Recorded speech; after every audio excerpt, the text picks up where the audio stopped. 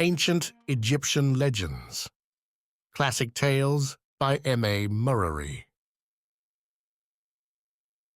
The Princess and the Demon. It was in the reign of King Rameses, son of the sun, beloved of Ammon, king of the gods. A mighty warrior was Rameses. In the day of battle, like to Mentu, god of war. Very valorous was he, like the son of the sky goddess. Now his majesty was in Naharena, where the great river Euphrates rolls down to the sea, and he received the tribute of the vassal princes, for he was the conqueror of the 9 archer tribes, and none could stand before his face when he came forth equipped with all his weapons of war. The princes prostrated themselves before him, bowing their foreheads to the ground, breathing the earth which his feet had trodden. Great and splendid was their tribute, gold and precious stones of all colors, blue lapis lazuli and the green turquoise sacred to Hathor, goddess of love and joy. And slaves came bearing on their backs sweet-scented woods, perfumed and aromatic, like the trees in the land of the gods. The prince of Becton came also, and with him his eldest daughter, and he placed her in front of the slaves, for she was the choicest part of his tribute. Very beautiful was she, fair in her limbs, tall and slender as a palm tree, and the heart of the king turned to her with delight, and he loved her more than anything on earth. He made her the great royal wife, and he gave her a name by which she should be known in the land of Egypt. Neferu Ra, Beauty of Ra, was she called, for her beauty was like the shining of the sun. And the name was written in the royal oval, as is the custom of the kings of Egypt and their queens. Then King Rameses returned to Egypt, and with him went the great royal wife, Queen Neferu Ra. And when they came to the Black Land, the land of Egypt, she performed all the ceremonies of a queen in the temples of Egypt. Now it happened that King Rameses was in Thebes the Mighty on the 22nd of the month Pani. And he went into the temple of Ammon, for this was the day of the beautiful festival of the god, when the boats go up and down upon the water with torches and lights, and the sacred bark, adorned with gold and painted with glorious colors, is borne aloft, that men may see the figure of Ammon-Ra himself within. And Queen Neferu Ra was with his majesty, for the great royal wife in Egypt has ever been the worshipper of Ammon-Ra, king of the gods. There came into the temple courtiers of the king to announce the arrival of a messenger from the prince of Becton. Loaded was he with gifts for Neferu Ra, queen of Egypt, daughter of the prince of Becton, and he carried also a message to the king. When he entered the royal presence, he bowed to the earth, saying, "Glory to thee, O son of the 9 archer tribes, may we live before thee." Then he bowed to the earth again and spoke the message that he had brought from the prince of Becton to Rameses, king of Egypt.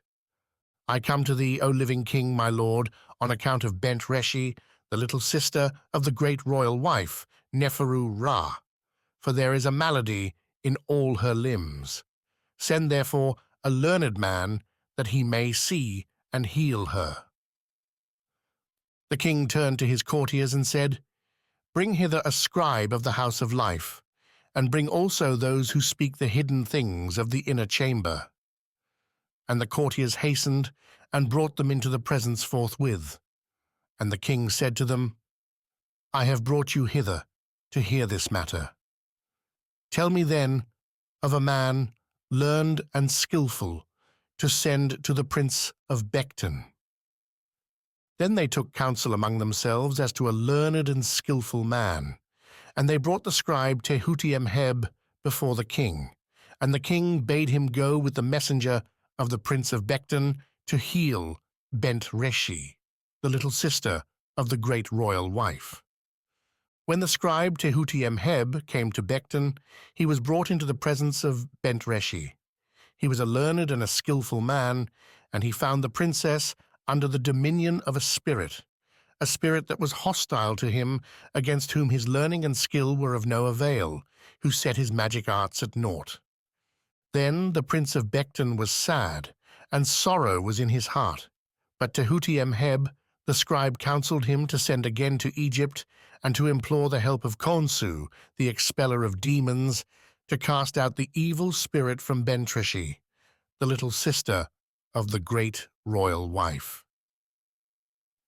Now so great was the distance from Becton to Egypt that from the time that Tehuti-Emheb, the scribe, departed out of Thebes till the second message came to King Rameses was 3 years, and throughout that time the evil spirit dwelt in Bentreshi and would not be cast out.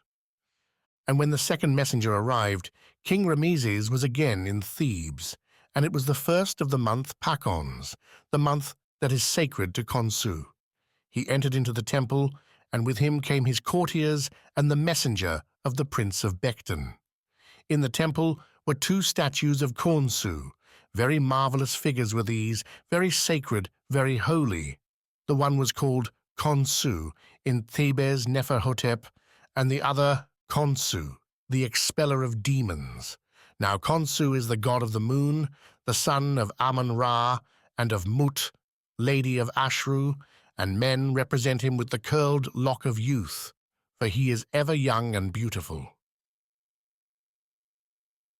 Then the king stood before the great statue of Khonsu in Thebes Neferhotep and said, O my good lord, I come again into thy presence on account of the daughter of the prince of Becton. Then the priests lifted the statue of Khonsu in Thebes Neferhotep and placed it in front of Khonsu, the expeller of demons.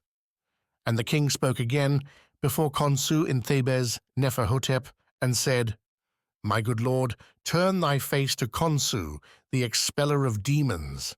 Grant that he may go to Becton.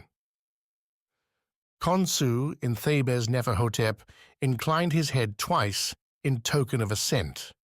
Very marvelous was the figure of Khonsu in Thebes Neferhotep.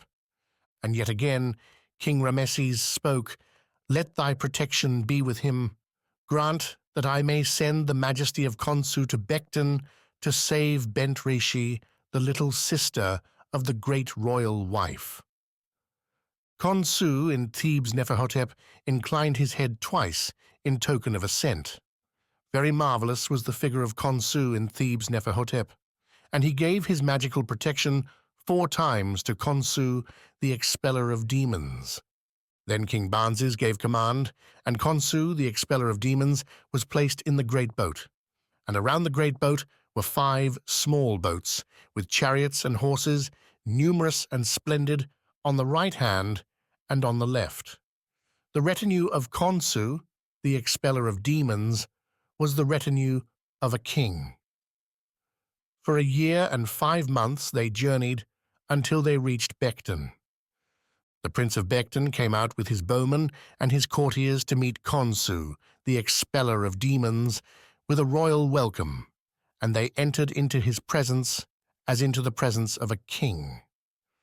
The prince of Becton fell on his knees and laid his forehead on the ground at the feet of Khonsu, the expeller of demons, and said, Thou hast come to us. O be kind to us according to the words of Rameses, king of Egypt.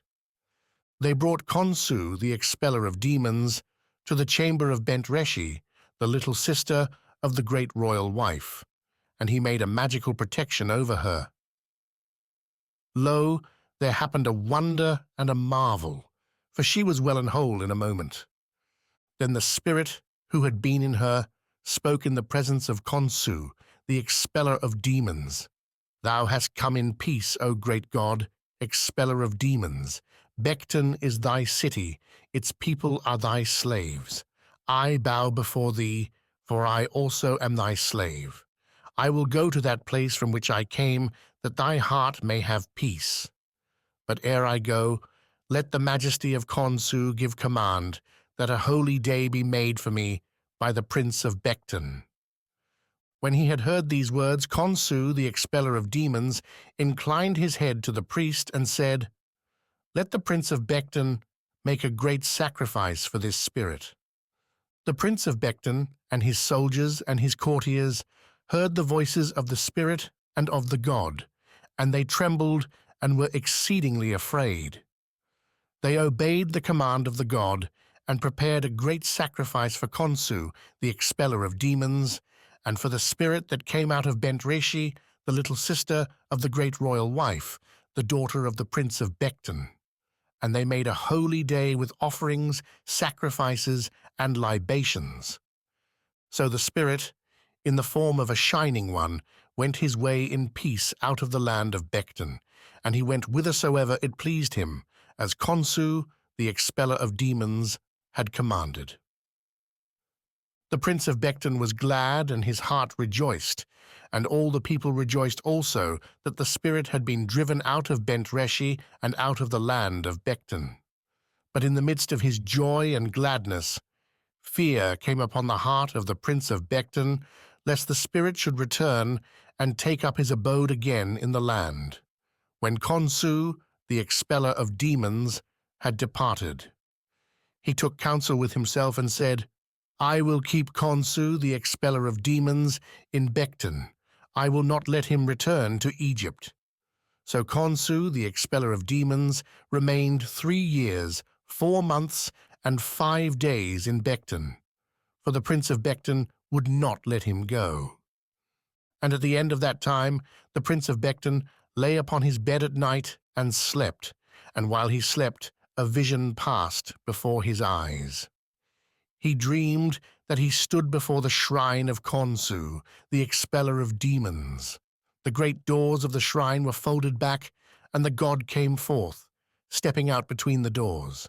He changed into the form of a hawk with feathers of gold, burnished and beautiful, and soared high into the air with wings outspread, and like an arrow he darted towards Egypt. When the prince of Becton awoke, he was exceedingly afraid, for he feared the wrath of the gods. And he sent for the priest of Khonsu, the expeller of demons, and said to him, "The god is estranged from us. He has returned to Egypt. Let his chariot also return to Egypt." The prince of Becton gave command that the god should be taken back to Egypt, and he loaded the god with gifts. Great and numerous were the gifts of all manner of beautiful things that the prince of Becton gave to Khonsu, the expeller of demons. For many months they journeyed, and with them went an escort of soldiers and horses from the land of Becton. They arrived in safety at Thebes and entered into the temple of Khonsu in Thebes Neferhotep. Then Khonsu, the expeller of demons, gave to Khonsu in Thebes Neferhotep all the gifts, the rich and costly gifts, which he had received from the prince of Becton. Nothing did he keep for himself. Thus ended the journey of Khonsu, the expeller of demons, the great god. The king's dream. Long, long ago lived Thothmes, king of Egypt.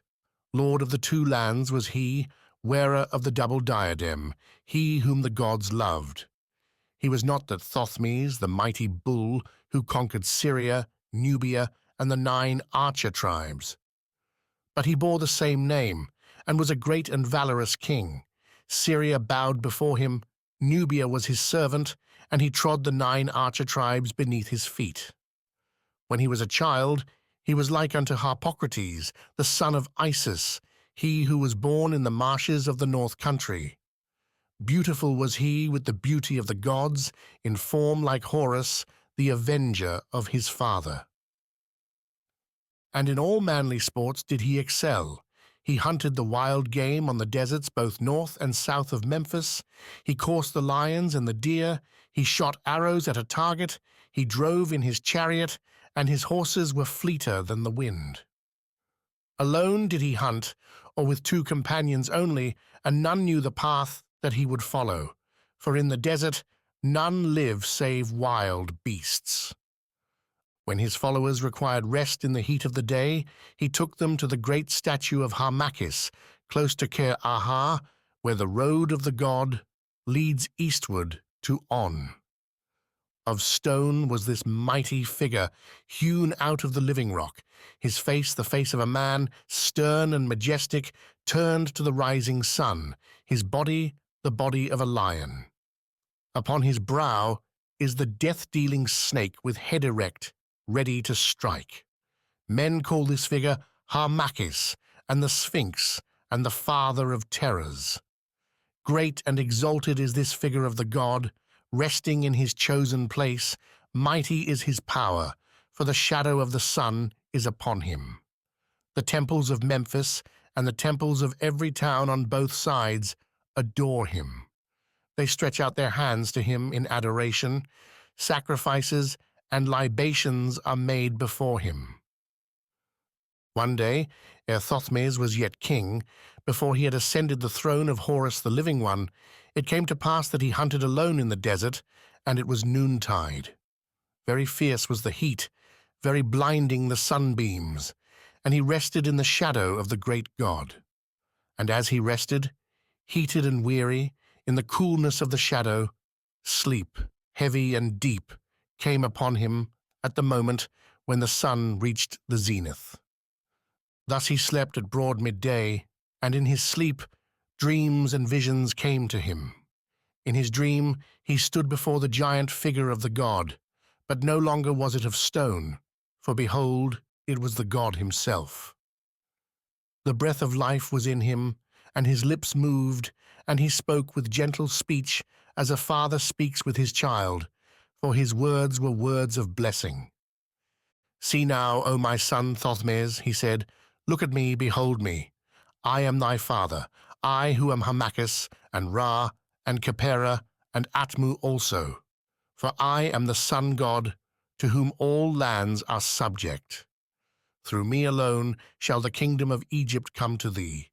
Thou shalt wear the white crown of the southland, and the red crown of the northland. Thou shalt sit upon the throne of Geb, the inheritor. To thee shall belong the whole land in its length and breadth, that land which the universal Lord makes glorious. Want and trouble shall never come nigh thee, for gifts shall be brought to thee from every country, near and afar. The duration of thy life shall be for many years. My face shall be towards thee, and my heart shall incline to thee, if thou wilt do for me that which I desire of thee." And Thothmes looked, and he saw that the figure lay half buried in the sand, and it seemed as though the god struggled to free himself, for naught but the head appeared above the plain, and the sands came up about him like the waves of the sea when they swallow up a ship that is on the rocks. Then the majesty of the gods spoke again and said, "The sand of the desert on which I rest is about me. It overwhelms me, it covers me. Hasten to do that which my heart desires, for I know that thou art a son who honors the behests of his father." Sleep fell from the eyelids of Thothmes, and he awoke.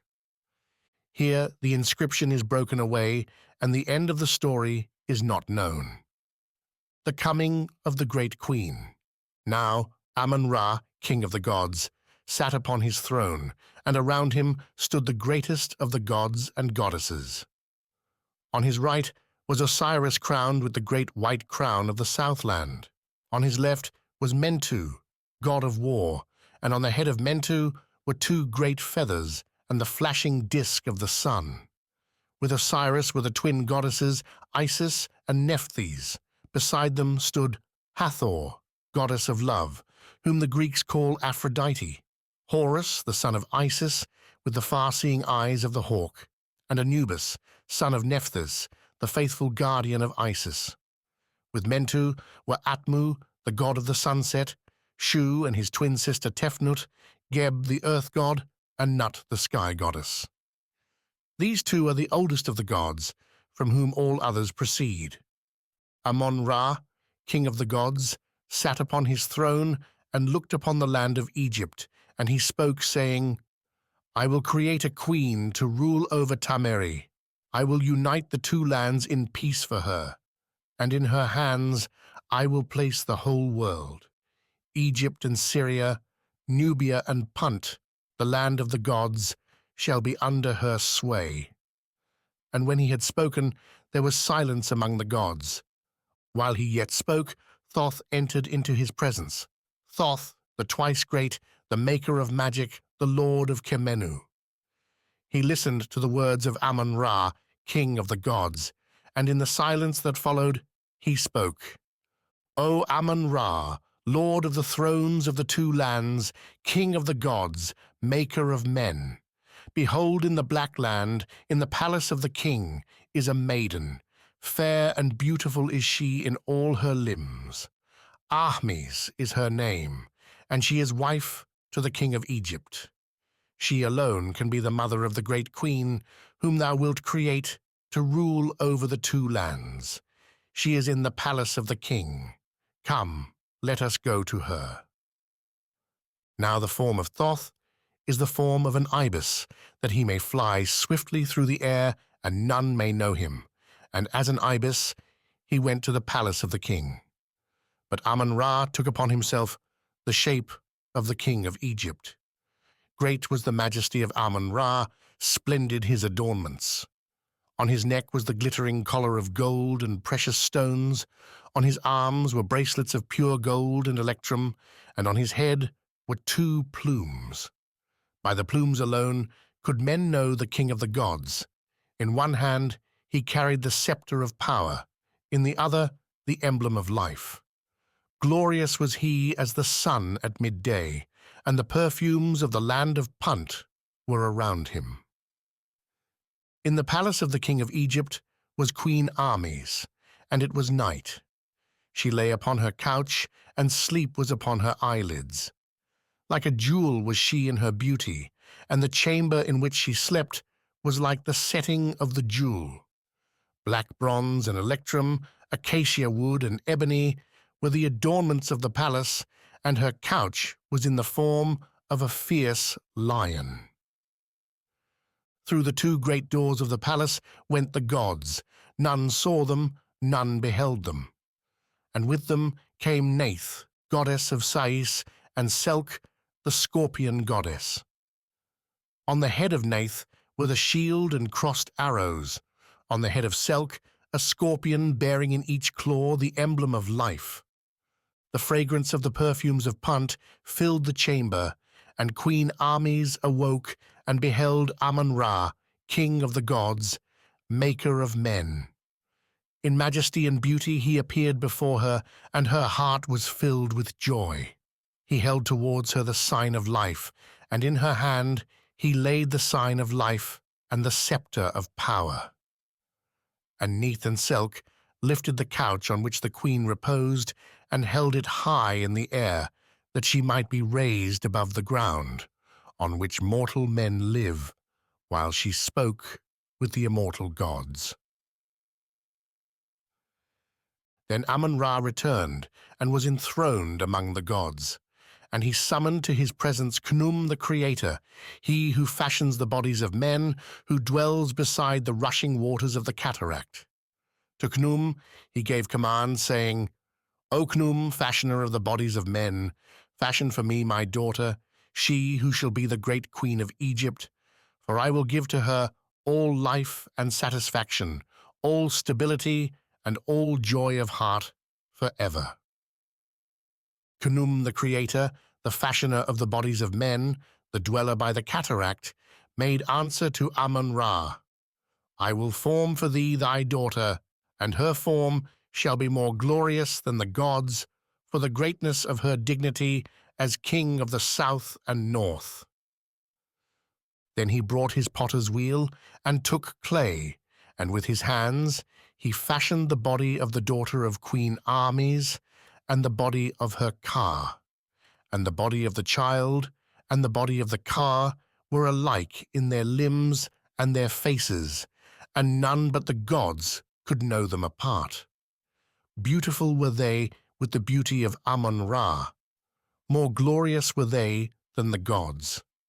Beside the potter's wheel knelt Heqt, lady of Herur, goddess of birth. In each hand she held the sign of life, and as the wheel turned and the bodies were fashioned, she held it towards them that life might enter into the lifeless clay. Then Khnum, the fashioner of the bodies of men, and Heqt, the goddess of birth, came to the palace of the king of Egypt, and with them came Isis, the great mother, and her sister Nephthys, Meskhent also, and Ta'urt, and Bees, the protector of children. The spirits of Pe and the spirits of Dep came with them to greet the daughter of Amun-Ra and of Queen Ahmes. And when the child appeared, the goddesses rejoiced, and the spirits of Pe and the spirits of Dep chanted praises to her honor, for the daughter of Amun-Ra was to sit upon the throne of Horus of the living and rule the land of Egypt to the glory of the gods. Hatshepsut was she called, chief of noble women, divine of diadems, favorite of the goddesses, beloved of Amun-Ra. And to her the gods granted that she should be mistress of all lands within the circuit of the sun, and that she should appear as king upon the throne of Horus before the glories of the great house. And upon her was the favor of Amun-Ra forever. 4. The Book of Thoth. Now Ahura was the wife of Nefer-Kaptah, and their child was Merab. This was the name by which he was registered by the scribes in the house of life. And Nefer-Kaptah, though he was the son of the king, cared for naught on earth but to read the ancient records written on papyrus in the house of life or engraved on stone in the temples. All day and every day he studied the writings of the ancestors. One day he went into the temple to pray to the gods, but when he saw the inscriptions on the walls, he began to read them, and he forgot to pray, he forgot the gods, he forgot the priests, he forgot all that was around him until he heard laughter behind him. He looked round, and a priest stood there, and from him came the laughter. "Why laughest thou at me?" said Nefer-Kaptah. "Because thou readest these worthless writings," answered the priest. "If thou wouldest read writings that are worth the reading, I can tell thee where the Book of Thoth lies hidden." Then Nefer-Kaptah was eager in his questions, and the priest replied, "Thoth wrote the book with his own hand, and in it is all the magic in the world. If thou readest the first page, thou wilt enchant the sky, the earth, the abyss, the mountains, and the sea. Thou wilt understand the language of the birds of the air, and thou wilt know what the creeping things of earth are saying, and thou wilt see the fishes from the darkest depths of the sea. And if thou readest the other page, even though thou wert dead, and in the world of ghosts, thou couldst come back to earth in the form thou once hadst. And besides this, thou wilt see the sun shining in the sky with the full moon and the stars, and thou wilt behold the great shapes of the gods." Then said Nefer-Kaptah, "By the life of Pharaoh, that book shall be mine. Tell me whatsoever it is that thou desirest, and I will do it for thee." "Provide for my funeral," said the priest. "See that I am buried as a rich man, with priests and mourning women, offerings, libations, and incense. Then shall my soul rest in peace in the fields of Alu.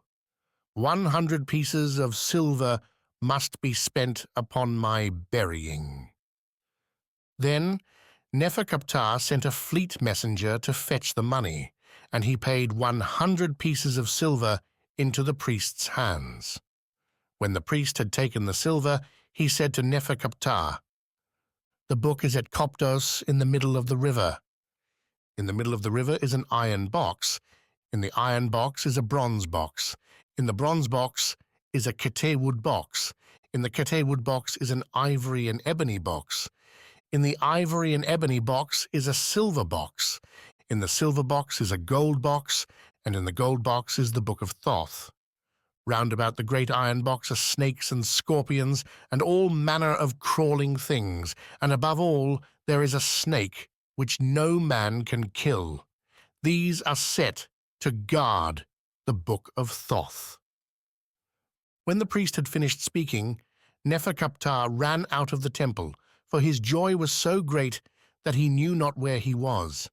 He ran quickly to find Ahura to tell her about the book and that he would go to Koptos and find it. But Ahura was very sorrowful and said, "Go not on this journey, for trouble and grief await thee in the southern land."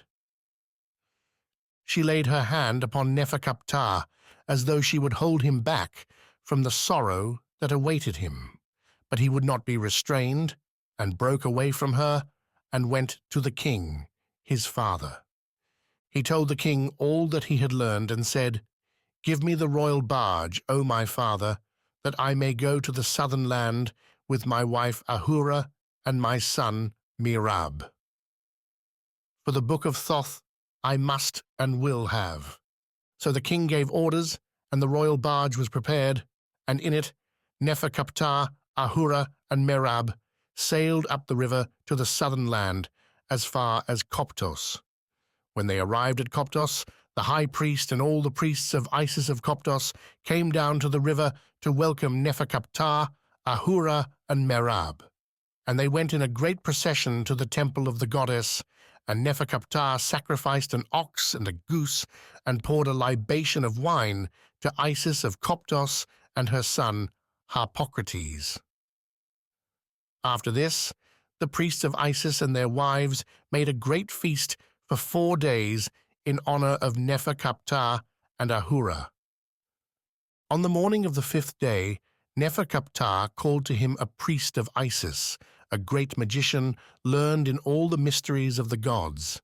And together they made a little magic box, like the cabin of a boat, and they made men and a great store of tackle, and put the men and the tackle in the magic cabin. Then they uttered a spell over the cabin, and the men breathed and were alive, and began to use the tackle. And Neferkaptah sank the magic cabin in the river, saying, "Workmen, workmen, work for me!" And he filled the royal barge with sand and sailed away alone, while Ahura sat on the bank of the river at Koptos and watched and waited, for she knew that sorrow must come of this journey to the southern land. The magic men in the magic cabin toiled all night and all day for 3 nights and 3 days along the bottom of the river. And when they stopped, the royal barge stopped also, and Neferkaptah knew that he had arrived where the book lay hidden. He took the sand out of the royal barge and threw it into the water, and it made a gap in the river, a gap of a skenas long and a skenas wide.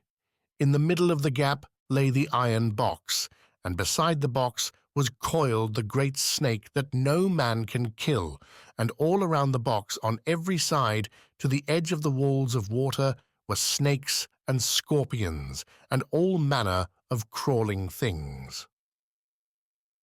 Then Neferkaptah stood up in the royal barge, and across the water he cried to the snakes and scorpions and crawling things, a loud and terrible cry, and the words were words of magic.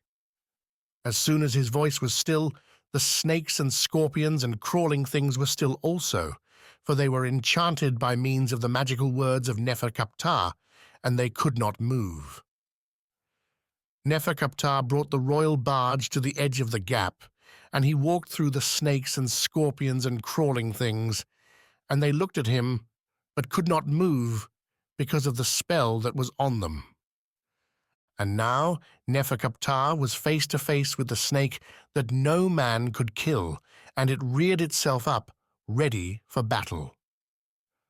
Neferkaptah rushed upon it and cut off its head, and at once the head and body came together, each to each, and the snake that no man could kill was alive again, and ready for the fray. Again Neferkaptah rushed upon it, and so hard did he strike that the head was flung far from the body, but at once the head and body came together again, each to each, and again the snake that no man could kill was alive and ready to fight. Then Neferkaptah saw that the snake was immortal and could not be slain, but must be overcome by subtle means. Again he rushed upon it and cut it in two, and very quickly he put sand on each part, so that when the head and body came together, there was sand between them, and they could not join. And the snake that no man could kill lay helpless before him. Then Neferkaptah went to the great box where it stood in the gap in the middle of the river, and the snakes and scorpions and crawling things watched, but they could not stop him. He opened the iron box and found a bronze box. He opened the bronze box and found a kete wood box. He opened the kete wood box and found an ivory and ebony box. He opened the ivory and ebony box and found a silver box. He opened the silver box and found a gold box. He opened the gold box and found the Book of Thoth. He opened the book and read a page, and at once he had enchanted the sky, the earth, the abyss, the mountains and the sea, and he understood the language of birds, fish, and beasts.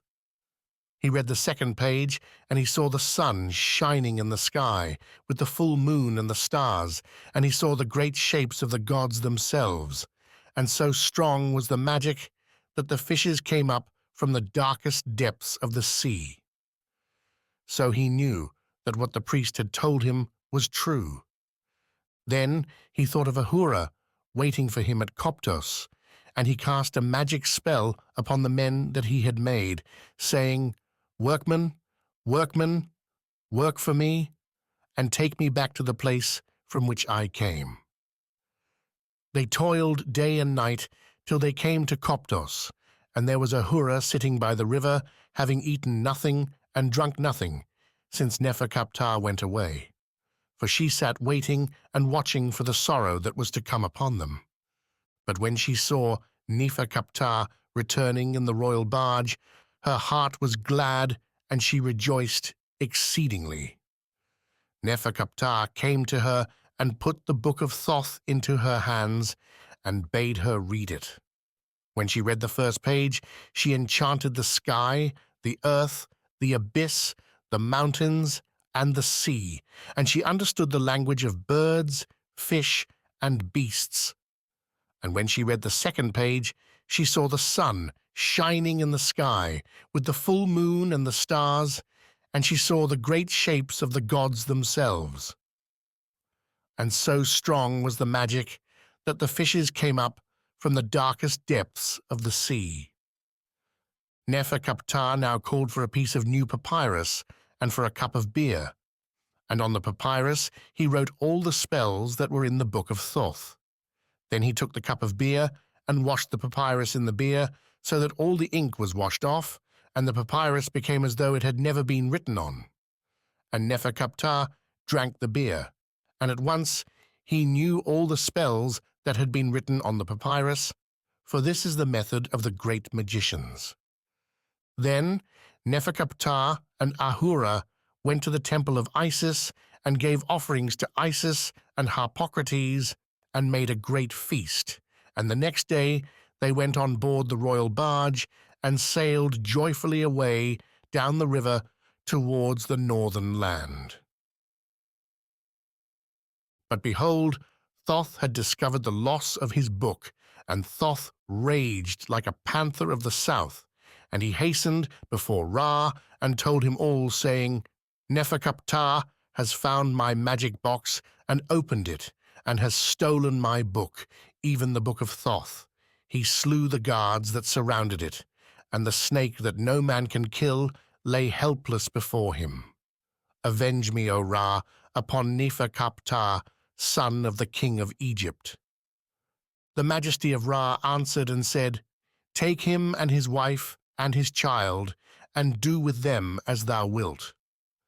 And now the sorrow for which Ahura watched and waited was about to come upon them, for Thoth took with him a power from Ra to give him his desire upon the stealer of his book. As the royal barge sailed smoothly down the river, the little boy Merab ran out from the shade of the awning and leaned over the side watching the water, and the power of Ra drew him so that he fell into the river and was drowned. When he fell, all the sailors on the royal barge and all the people walking on the riverbank raised a great cry, but they could not save him. Neferkaptah came out of the cabin and read a magical spell over the water, and the body of Merab came to the surface, and they brought it on board the royal barge.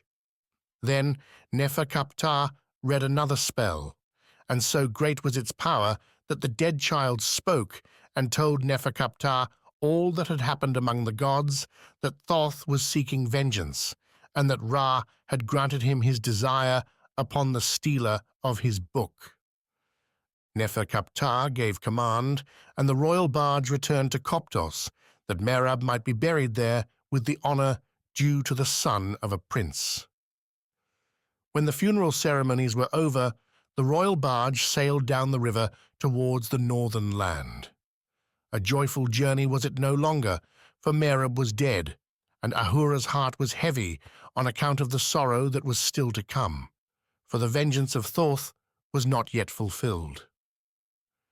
They reached the place where Merab had fallen into the water, and Ahura came out from under the shade of the awning, and she leaned over the side of the barge, and the power of Ra drew her so that she fell into the river and was drowned. When she fell, all the sailors in the royal barge and all the people walking on the riverbank raised a great cry, but they could not save her. Neferkaptah came out of the cabin and read a magical spell over the water, and the body of Ahura came to the surface, and they brought it on board the royal barge. Then Neferkaptah read another spell, and so great was its power that the dead woman spoke and told Neferkaptah all that had happened among the gods, that Thoth was still seeking vengeance, and that Ra had granted him his desire upon the stealer of his book.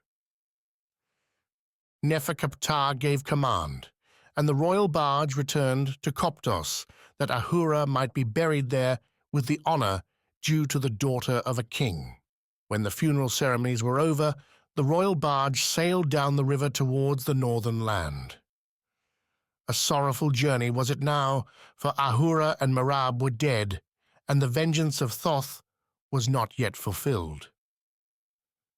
They reached the place where Ahura and Merab had fallen into the water, and Neferkaptah felt the power of Ra drawing him. Though he struggled against it, he knew that it would conquer him. He took a piece of royal linen, fine and strong, and made it into a girdle, and with it he bound the Book of Thoth firmly to his breast, for he was resolved that Thoth should never have his book again. Then the power drew him yet more strongly, and he came from under the shade of the awning, and threw himself into the river, and was drowned. When he fell, all the sailors of the royal barge and all the people walking on the riverbank raised a great cry, but they could not save him.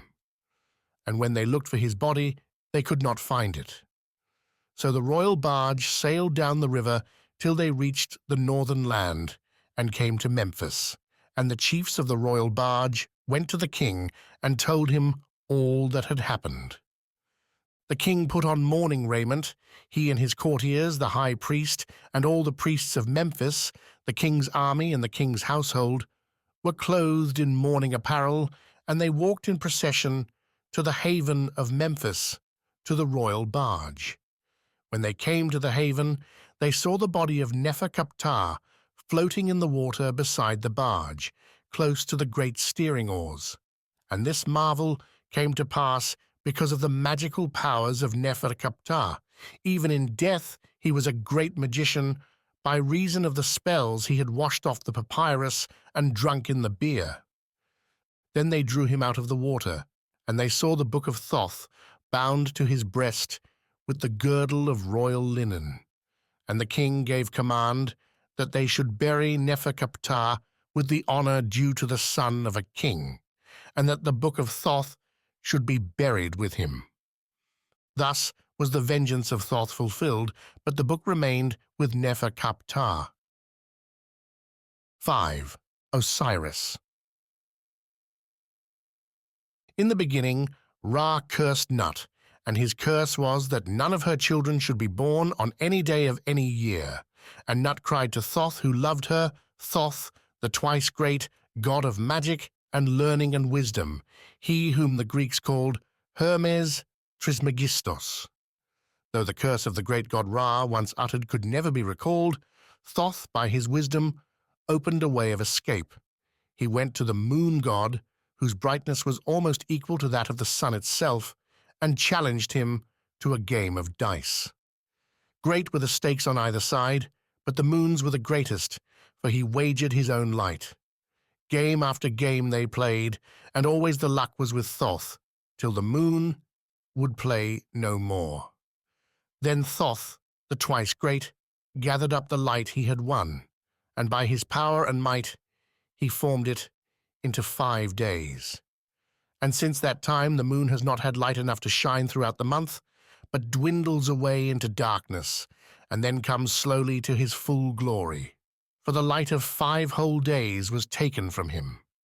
And these 5 days Thoth placed between the end of the old year and the beginning of the new year, keeping them distinct from both. And on these 5 days the 5 children of Nut were born: Osiris on the first day, Horus on the second, Set on the third, Isis on the fourth, and Nephthys on the fifth. Thus the curse of Ra was both fulfilled and made of no effect, for the days on which the children of Nut were born belonged to no year. When Osiris was born, wonders and marvels, prodigies and signs were heard and seen throughout the world, for a voice cried over the whole earth, "The Lord of all comes forth to the light." And a woman, drawing water from the holy place of the temple, was filled with the divine afflatus, and rushed forth, crying, "Osiris, the king is born." Now Egypt was a barbarous country where men fought together and ate human flesh. Naught did they know of the gods, lawless were they and savage. But Osiris became the king of Egypt, and he showed his people how to till the land and to plant corn and the vine. And he taught them the honor due to the gods, and made laws, and abolished their barbarous and savage customs.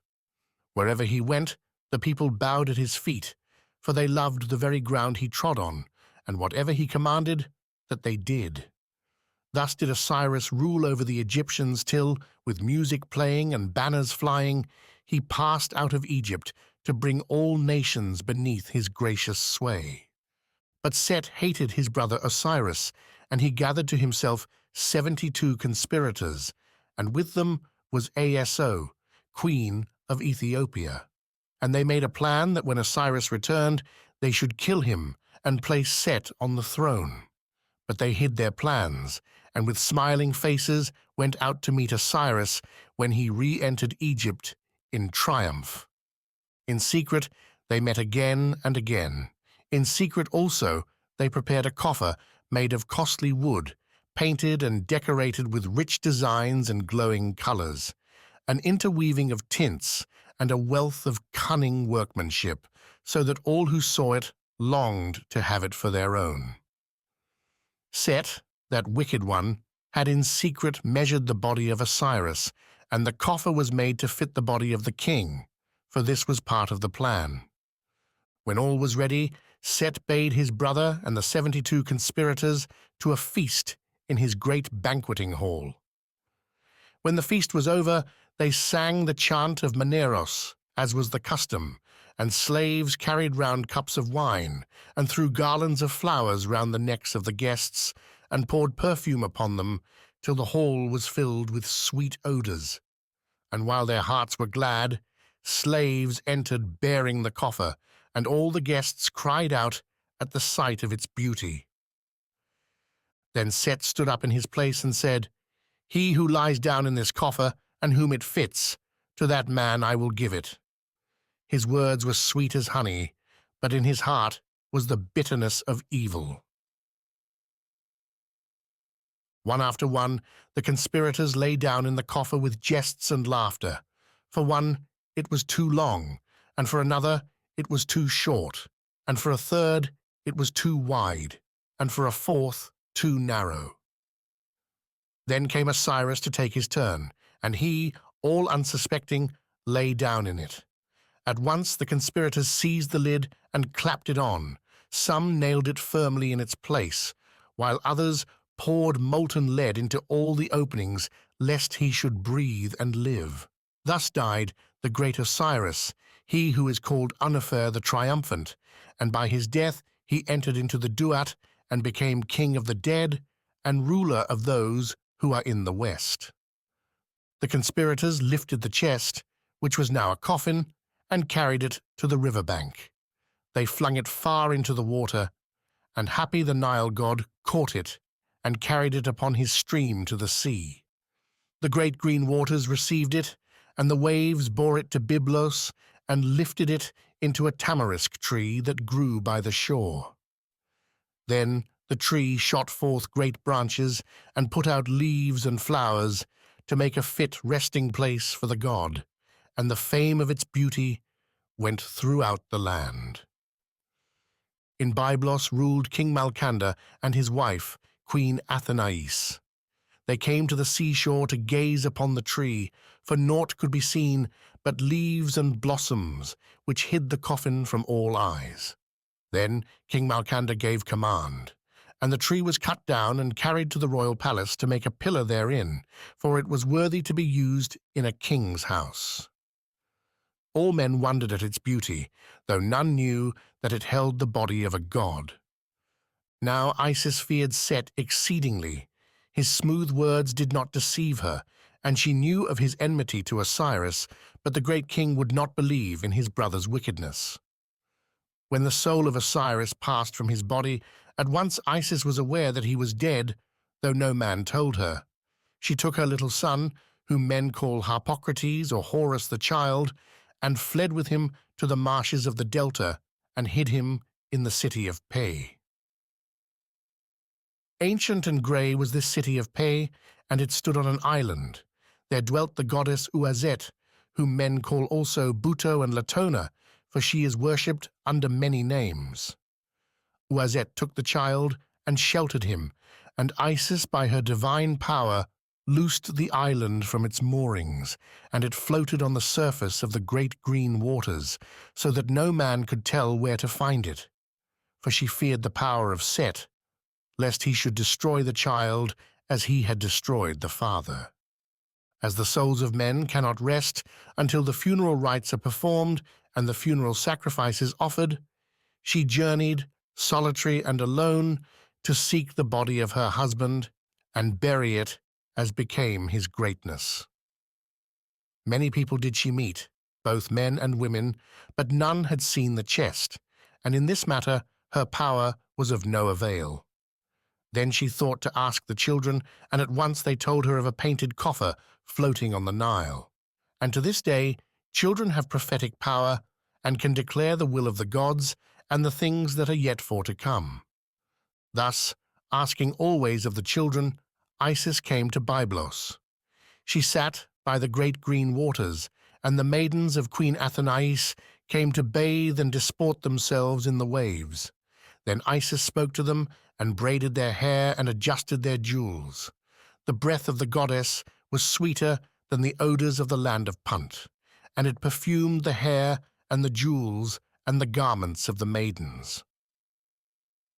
When they returned to the palace, Queen Athenais asked them whence they had obtained the perfume, and they answered, "A woman, strange and sad, sat by the seashore when we went to bathe, and she braided our hair and adjusted our jewels, and from her came the perfume, though we know not how." Queen Athenais went to the shore to see the strange woman and conversed with her, and they spoke together as mothers speak, for each had a little son.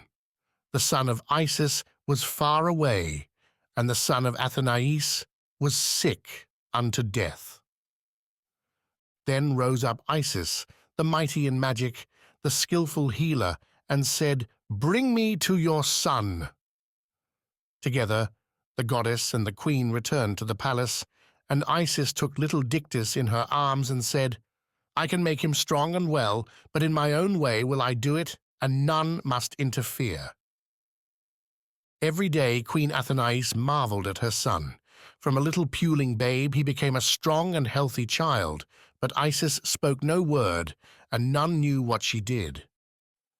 Athenais questioned her maidens, and they answered, "We know not what she does, but this we know, that she feeds him not, and at night she bars the doors of the hall of the pillar, and piles the fire high with logs, and when we listen, naught can we hear but the twittering of a swallow."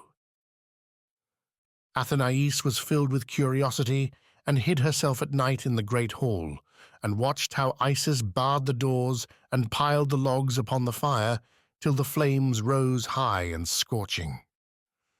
Then, sitting before the fire, she made a space between the blazing logs, a space that glowed red and crimson, and in that space she laid the child, and turning herself into the form of a swallow, she circled round the pillar, mourning and lamenting, and the lamentation was like the twittering of a swallow.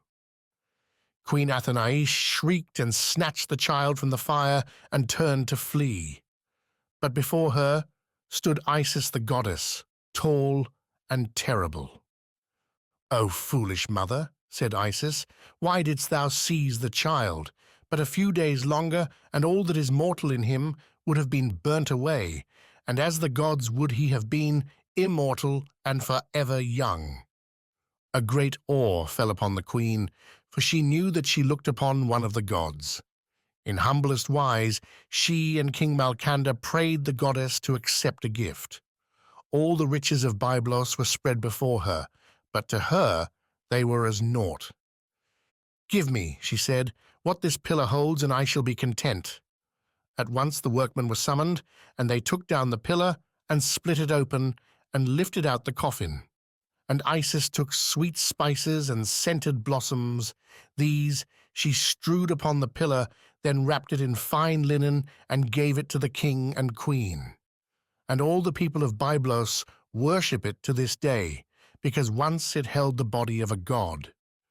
But Isis took the coffin on a boat and sailed away from Byblos. And when the waves of the river Phaedrus, lashed by the wind, threatened to sweep the coffin away, she dried up the water by her magical spells.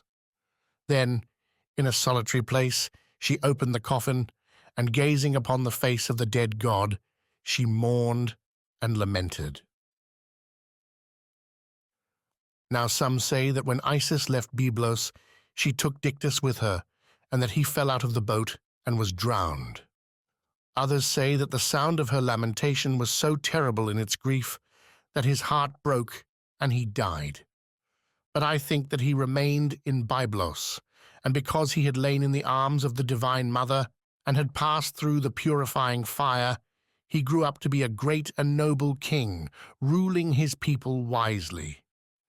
Then Isis hid the coffin and set out for the city of Pe, where it stood on the floating island, and where her little son Harpocrates was safe under the care of Uazet, the goddess of the north country. And while she was away, Set came hunting wild boars with his dogs. He hunted by moonlight, for he loved the night, when all evil red things are abroad, and the air was filled with the whoop and halloa of the huntsmen and the cries of the dogs as they rushed after their quarry. And as he dashed past, Set saw the painted chest, the colours glinting and gleaming in the moonlight. At that sight, hatred and anger came upon him like a red cloud, and he raged like a panther of the south. He dragged the coffin from the place where it was hidden and forced it open. He seized the body and tore it into 14 pieces, and by his mighty and divine strength he scattered the pieces throughout the land of Egypt. And he laughed and said, "It is not possible to destroy the body of a god, but I have done what is impossible. I have destroyed Osiris." And his laughter echoed across the world, and those who heard it fled trembling. When Isis returned, she found naught but the broken coffin, and knew that Set had done this thing. All her search was now to begin again. She took a little shallop made of papyrus reeds lashed together, and sailed through the marshes to look for the pieces of Osiris's body, and all the birds and beasts went with her to help her, and to this day the crocodiles will not touch a boat of papyrus reeds, for they think it is the weary goddess still pursuing her search. A mighty and a cunning enemy was hers, and by wisdom only could he be overcome. Therefore, wheresoever she found a fragment of the divine body, she built a beautiful shrine and performed the funeral rites as though she had buried it there.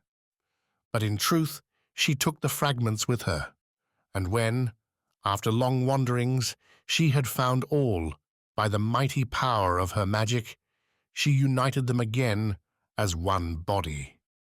For when Horus the child should be grown to manhood, then he should fight with Set and avenge his father, and after he had obtained the victory, Osiris should live again. But until that day, Osiris lives in the Duat, where he rules the dead wisely and nobly as he ruled the living when on earth. For though Horus fights with Set and the battles rage furiously, yet the decisive victory is not yet accomplished, and Osiris has never returned to earth again. 6. Scorpions of Isis. I am Isis, the great goddess, the mistress of magic, the speaker of spells. I came out of my house which my brother Set had given to me, for Thoth called to me to come, Thoth, the twice great, mighty of truth in earth and in heaven. He called, and I came forth when Ra descended in glory to the western horizon of heaven, and it was evening. And with me came the 7 scorpions, and their names were Tephen and Befen, Mestet and Mestetef, Pete, Thetet, and Mate. Behind me were Tephen and Befen. On either side were Mestet and Mestetef.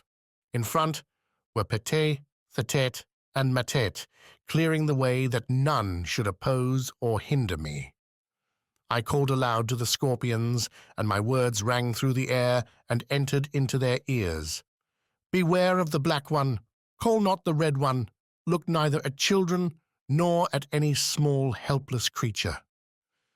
Then I wandered through the land of Egypt, Tephen and Befen behind me, Mestet and Mestetef on either side of me, Petet, Thetet, and Matet before me. And we came to Persui, where the crocodile is God, and to the town of the 2 sandals, which is the city of the twin goddesses.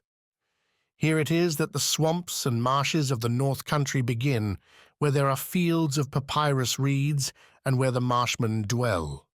From here to the great green waters is the Northland. Then we came near houses where the marsh people dwelt, and the name of one of the women was Glory, though some called her Strength also. She stood at her door, and from afar she saw me coming, way-worn and weary, and I would fain have sat me down in her house to rest. But when I would have spoken to her, she shut the door in my face, for she feared the 7 scorpions that were with me. I went farther, and one of the marsh women opened her door to me, and in her house I rested.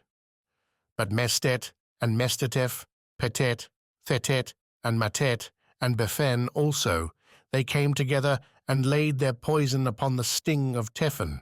Thus the sting of Tephen had 7-fold power. Then returned Tephen to the house of the woman Glory, she who had closed her door against me.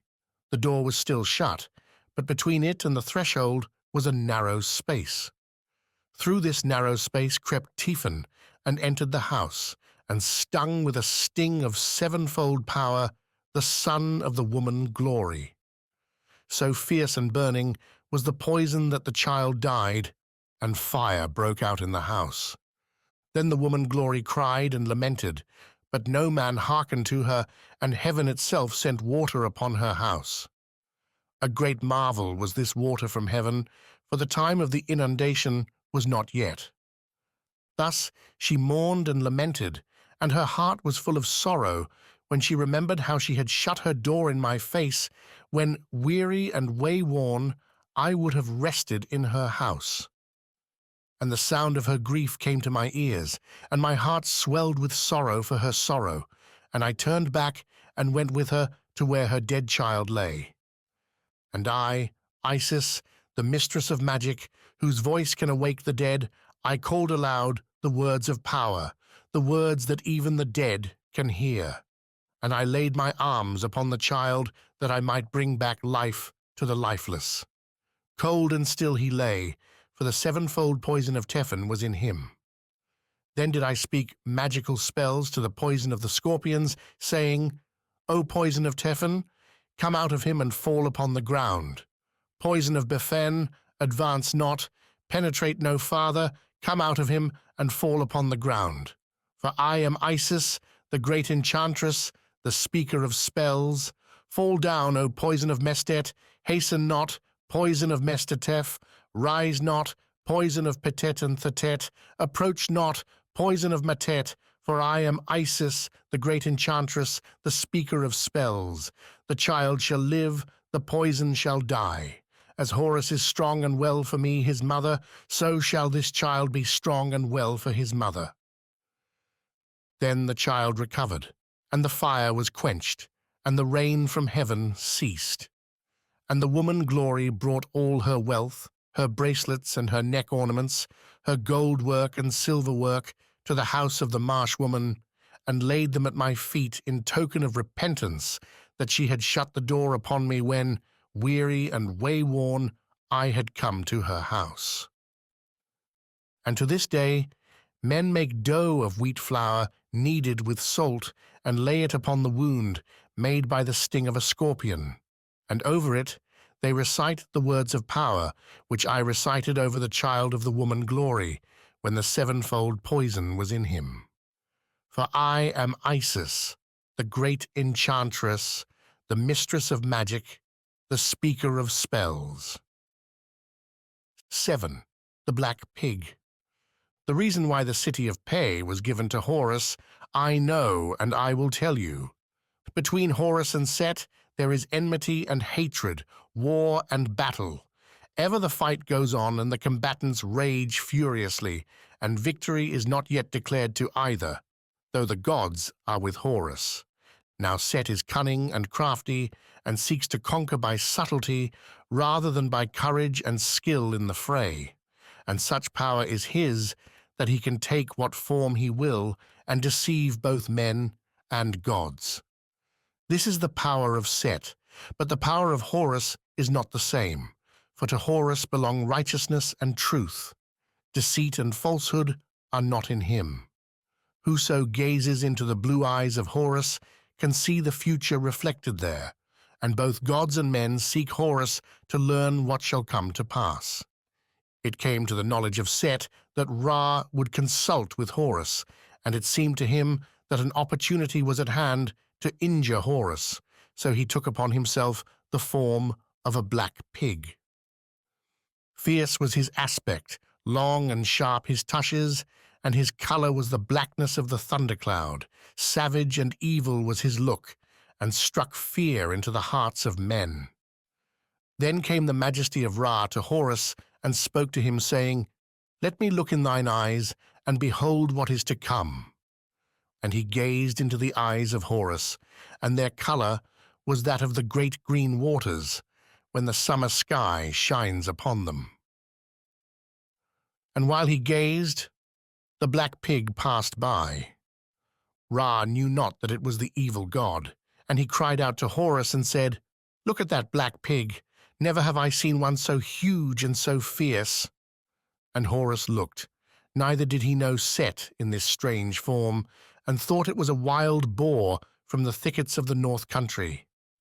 Thus he was off his guard and unprotected against his enemy. Then Set aimed a blow of fire at the eye of Horus, and Horus shouted aloud with the pain of the fire, and raged furiously, and cried, It is Set, and he has smitten me with fire on the eyes. But Set was no longer there, for he had conveyed himself away, and the black pig was seen no more. And Ra cursed the pig because of Set, and said, Let the pig be an abomination to Horus. And to this day Men sacrifice the pig when the moon is at the full, because Set, the enemy of Horus and the murderer of Osiris, took its form in order to injure the blue-eyed god. And for this reason, also swineherds are unclean throughout the land of Egypt. Never may they enter the temples and sacrifice to the gods, and their sons and daughters may not marry with the worshippers of the gods. And when the eyes of Horus were healed, Ra gave to him the city of Pe, and he gave to him 2 divine brethren in the city of Pe, and 2 divine brethren in the city of Nekhen, to be with him as everlasting judges. Then was the heart of Horus glad, and he rejoiced, and at the joy of Horus the earth blossomed, and thunderclouds and rain were blotted out. 8. The battles of Horus. It was in the 363rd year of the reign of the god Ra-Horakhti upon earth that the great war happened between Horus and Set. The majesty of the god Ra, whom men call Ra-Horakhti also, was in Nubia with his army, a great and innumerable multitude of soldiers, footmen and horsemen, archers and chariots. He came in his boat upon the river. The prow of the boat was of palm wood, its stern was of acacia wood, and he landed at Thesthor to the east of the inner waters.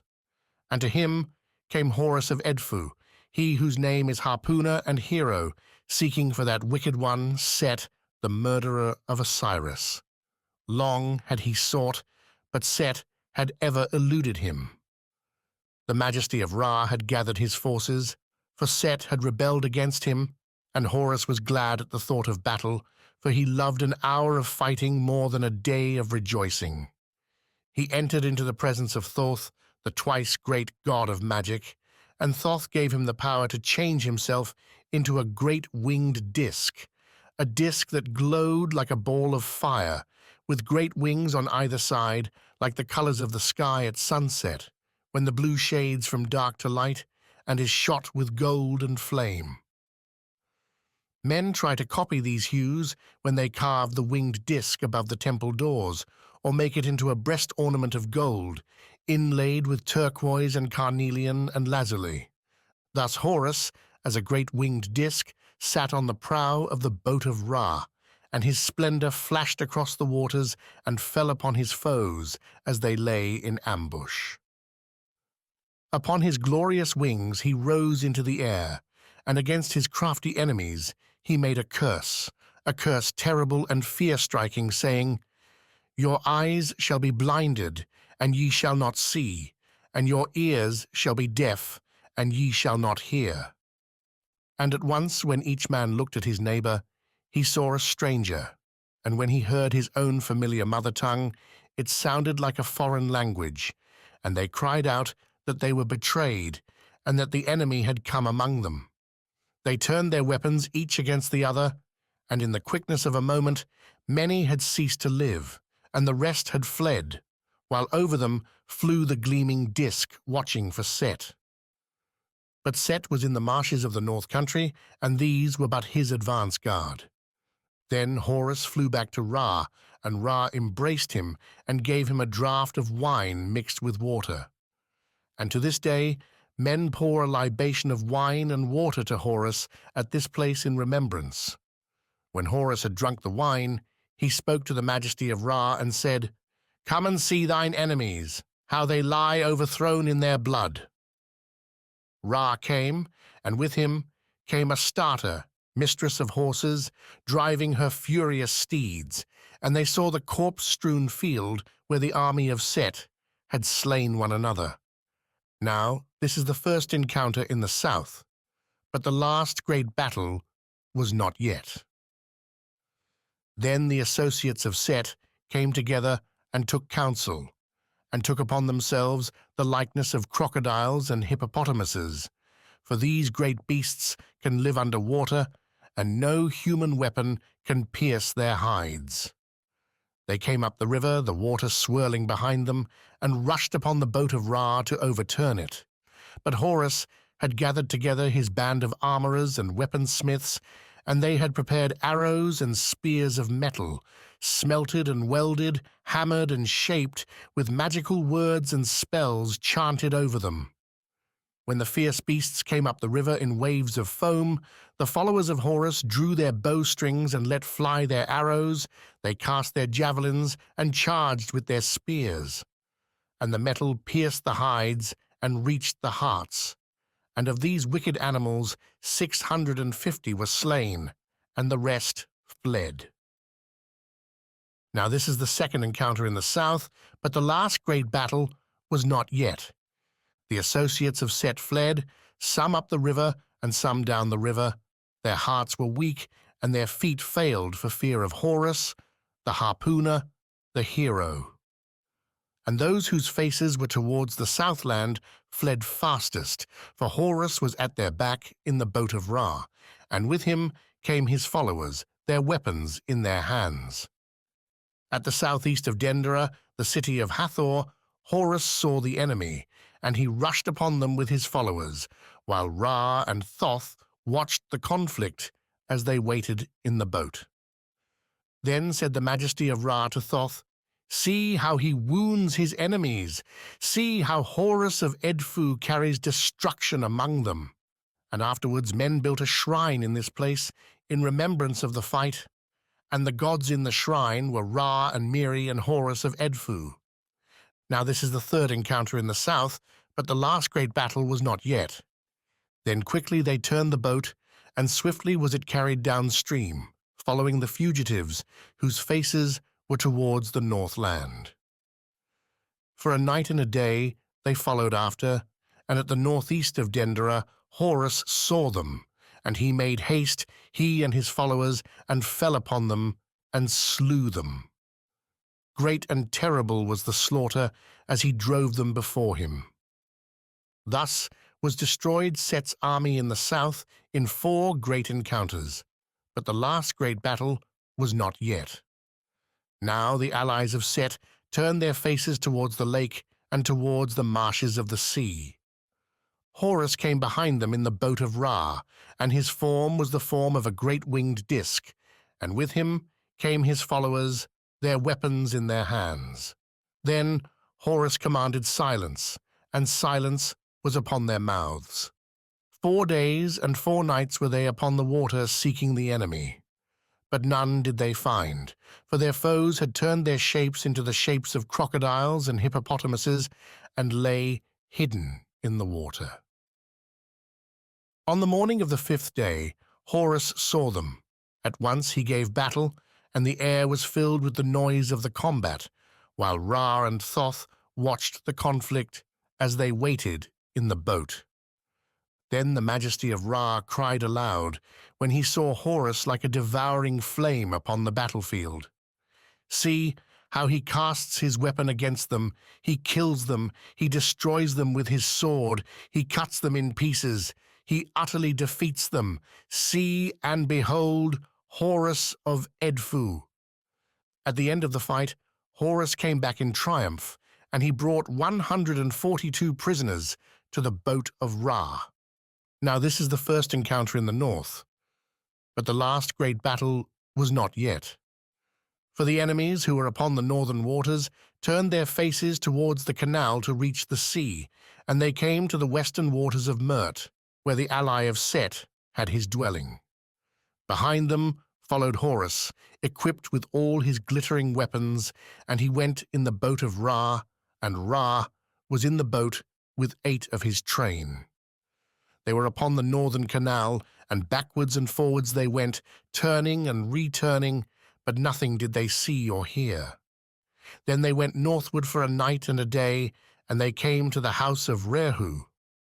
There Ra spoke to Horus and said, "Behold, thy enemies are gathered together at the western waters of Mert, where dwell the allies of Set." And Horus of Edfu prayed the majesty of Ra to come in his boat against the allies of Set. Again they travelled to the northwards, where the never-setting stars wheel round a certain point in the sky, and on the banks of the western waters of Mert were the allies of Set, ready for battle. Then Horus of Edfu delayed not a moment, but rushed upon the foe, and with him came his followers, their weapons in their hands. Death and destruction they dealt to right and to left, till the enemy fled before them. When the conflict was over, they counted the prisoners. 381 were taken, and these Horus slew before the boat of Ra, and their weapons he gave to his followers. Now this is the second encounter in the north, but the last great battle was not yet. And now, at last, Set himself came forth from his hiding place. Fierce and savage he is, cunning and cruel, in his nature like a beast of prey without ruth or pity, and men make his image with the head of a wild beast, for human feeling is to him unknown. From his hiding place he came forth, and he roared terribly. The earth and the heavens trembled at the sound of his roaring and at the words which he uttered, for he boasted that he would himself fight against Horus and destroy him as he had destroyed Osiris. The wind bore the words of his boasting to Ra, and Ra said to Thoth, the twice great, Lord of magic and wisdom, cause that these high words of the terrible one be cast down. Then Horus of Edfu sprang forward and rushed at his enemy, and a great fight raged. Horus cast his weapon and killed many, and his followers fought also and prevailed. Out of the dust and the noise of the combat came Horus, dragging a prisoner, and the captive's arms were bound behind him, and the staff of Horus was tied across his mouth so that he could make no sound, and the weapon of Horus was at his throat. Horus dragged him before the majesty of Ra, and Ra spoke and said to Horus, "Do with him as thou wilt."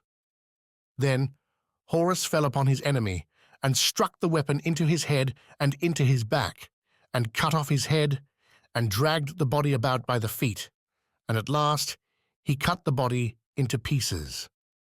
Thus did he treat the body of his adversary as Set had treated the body of Osiris. This took place on the 7th day of the first month of the season, when the earth appears after the inundation, and the lake is called the Lake of Fighting to this day. Now this is the third encounter in the north, but the last great battle was not yet. For it was the ally of Set whom Horus had slain, and Set himself was still alive, and he raged against Horus as a panther of the south. And he stood up and roared in the face of heaven, and his voice was the voice of thunder. And as he roared, he changed himself into a great snake and entered into the earth. None saw him go, and none saw him change, but he was fighting against the gods, and by their power and knowledge are they aware of what comes to pass, though no man tells them. And Ra said to Horus, "Set has transformed himself into a hissing snake and has entered the earth. We must cause that he never comes forth, never, never, no more." The associates of Set took courage, knowing that their leader was alive, and they assembled again, and their boats filled the canal. The boat of Ra went against them, and above the boat shone the glory of the great winged disk. When Horus saw the enemy gathered together in one place, he drove at them and routed them and slew them without number. Now this is the fourth encounter in the north, but the last great battle was not yet. Then Horus of Edfu remained in the boat of Ra upon the canal for 6 days and 6 nights, watching for the enemy, but he saw none, for they lay as corpses in the water. And to this day men make ceremonies in remembrance of the battles of Horus on the 1st day of the 1st month of the inundation, on the 7th day of the 1st month of the appearing of the earth after the inundation, and on the 21st and 24th days of the 2nd month of the earth's appearing. These days are kept holy at Ast-Apt, which is at the south side of Anrudef, where is one of the graves of Osiris. And Isis made magical spells round Anrudef that no enemy might come near it. and the priestess of Anrudef is called the Lady of Spells to this day in remembrance, and the waters are called the Waters of Seeking, for there it was that Horus sought for his foe. And Horus sent out his followers, and they hunted down the enemy and brought in prisoners, 106 from the east and 106 from the west. These they slew before Ra in the sanctuaries. Then Ra gave to Horus and his fighters 2 cities, which are called the Messen cities to this day, for the followers of Horus are Messenti, the metalworkers. In the shrines of the Mason cities, Horus is the god, and his secret ceremonies are held on 4 days in the year. Great and holy are these days in the Mason cities, for they are in remembrance of the battles of Horus which he fought against Set, the murderer of Osiris. Now these enemies, they gathered again in the east, and they travelled towards Tharu. Then was launched the boat of Ra to follow after them, and Horus of Edfu transformed himself into the likeness of a lion with the face of a man. His arms were like flint, and on his head was the Atef crown, which is the white diadem of the Southland with feathers and horns, and on either side a crowned serpent. And he hastened after his enemies and defeated them, and brought of prisoners 142. Then said Ra to Horus of Edfu, "Let us journey northwards to the great green waters, and smite the foe there as we have smitten him in Egypt." Northwards they went, and the enemy fled before them, and they reached the great green waters, where the waves broke on the shore with the noise of thunder. Then Thoth arose, and he stood in the midst of the boat, and he chanted strange words over the boats and barges of Horus and his followers, and the sea fell calm as the sound of the words floated across its waves. And there was silence on the great green waters, for the wind was lulled, and naught was in sight save the boats of Ra and of Horus. Then said the majesty of Ra, "Let us sail round the whole extent of the land, let us sail to the southland." And they knew that Ra was aware of the enemy. They made haste and sailed to the southland by night, to the country of Tarkens, and they came to the town of Shais. But until they reached Shais, they saw naught of any enemy. Now Shais is on the border of Nubia, and in Nubia were the guards of the enemy. Then Horus of Edfu changed himself into a great winged disk with gleaming pinions outspread, and on either side of him came the goddesses Nekhbet and Wazet, and their form was the form of great hooded snakes with crowns upon their heads. On the head of Nekhbet was the white crown of the Southland, on the head of Uazet was the red crown of the Northland. And the gods in the boat of Ra cried aloud and said, "See, O thou who art twice great, he has placed himself between the 2 goddesses. Behold how he overthrows his adversaries and destroys them." Now this is the encounter in Nubia, but the last great battle was not yet. Then came Ra in his boat, and he moored at Thestor, and he gave commandment that in every temple throughout the 2 lands men should carve the winged disk, and on the right and left of the disk should be Nekhbet and Uazet as great hooded snakes with crowns upon their heads. And the temple at the point of Thestor is called the House of Horus in the south, to this day in remembrance, and a great offering is made there to Ra and Horus. And Ra gave to Horus the province of the House of Fighting, and Astapt, and the Mason cities of the east and the west, and Edfu of the north, and Tharu, and Gauti, and the Sea of Sailing, and Apashasu, and Edfu of the House of Ra. And from the lake south of Edfu of the House of Ra they bring water to the 2 houses of the king on the day of the said festival. And Isis carried our stone of sand to Thestor, our stone of the star was it. And in every place in the southland to which Horus went, there is our stone found to this day. Now some say that the last great battle is still to come, and that in the end Horus will kill Set, and that Osiris and all the gods will reign on earth when their enemy is utterly destroyed.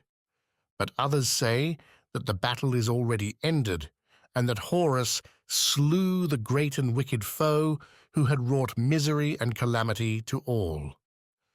And this is what they say: after months and years, Horus the child grew to manhood. Then came Set with his allies, and he challenged Horus in the presence of Ra. And Horus came forth, his followers with him in their boats, with their armor and their glittering weapons with handles of worked wood, and their cords and their spears. And Isis made golden ornaments for the prow of the boat of Horus, and she laid them in their places with magic words and spells, saying, "Gold is at the prow of thy boat, O Lord of Meson, Horus, chieftain of the boat, the great boat of Horus, the boat of rejoicing. May the valor of Ra, the strength of Shu, power and fear be around thee. Thou art victorious, O son of Osiris, son of Isis, for thou fightest for the throne of thy father." Then Set took upon himself the form of a red hippopotamus, great and mighty, and he came from the southland with his allies, traveling to the northland to meet Horus of Edfu. And at Elephantine, Set stood up and spoke a great curse against Horus of Edfu and against Isis, and said, "Let there come a great wind, even a furious north wind and a raging tempest." And the sound of his voice was like thunder in the east of the sky. His words were cried from the southern heaven and rolled back to the northern heaven, a word and a cry from Set, the enemy of Osiris and the gods. At once a storm broke over the boats of Horus and his followers, the wind roared, and the water was lashed into great waves, and the boats were tossed like straws. But Horus held on his way, and through the darkness of the storm and the foam of the waves gleamed the golden prow like the rays of the sun. And Horus took upon himself the form of a young man. His height was 8 cubits. In his hand he held a harpoon. The blade was 4 cubits, the shaft 20 cubits, and a chain of 60 cubits was welded to it. Over his head he brandished the weapon as though it were a reed, and he launched it at the great red hippopotamus, which stood in the deep waters, ready to destroy Horus and his followers when the storm should wreck their boats. And at the first cast the weapon struck deep into the head of the great red hippopotamus and entered the brain.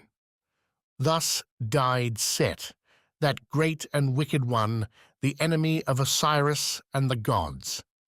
And to this day the priests of Horus of Edfu and the king's daughters and the women of Busiris and the women of Pe chant a hymn and strike the drum for Horus in triumph.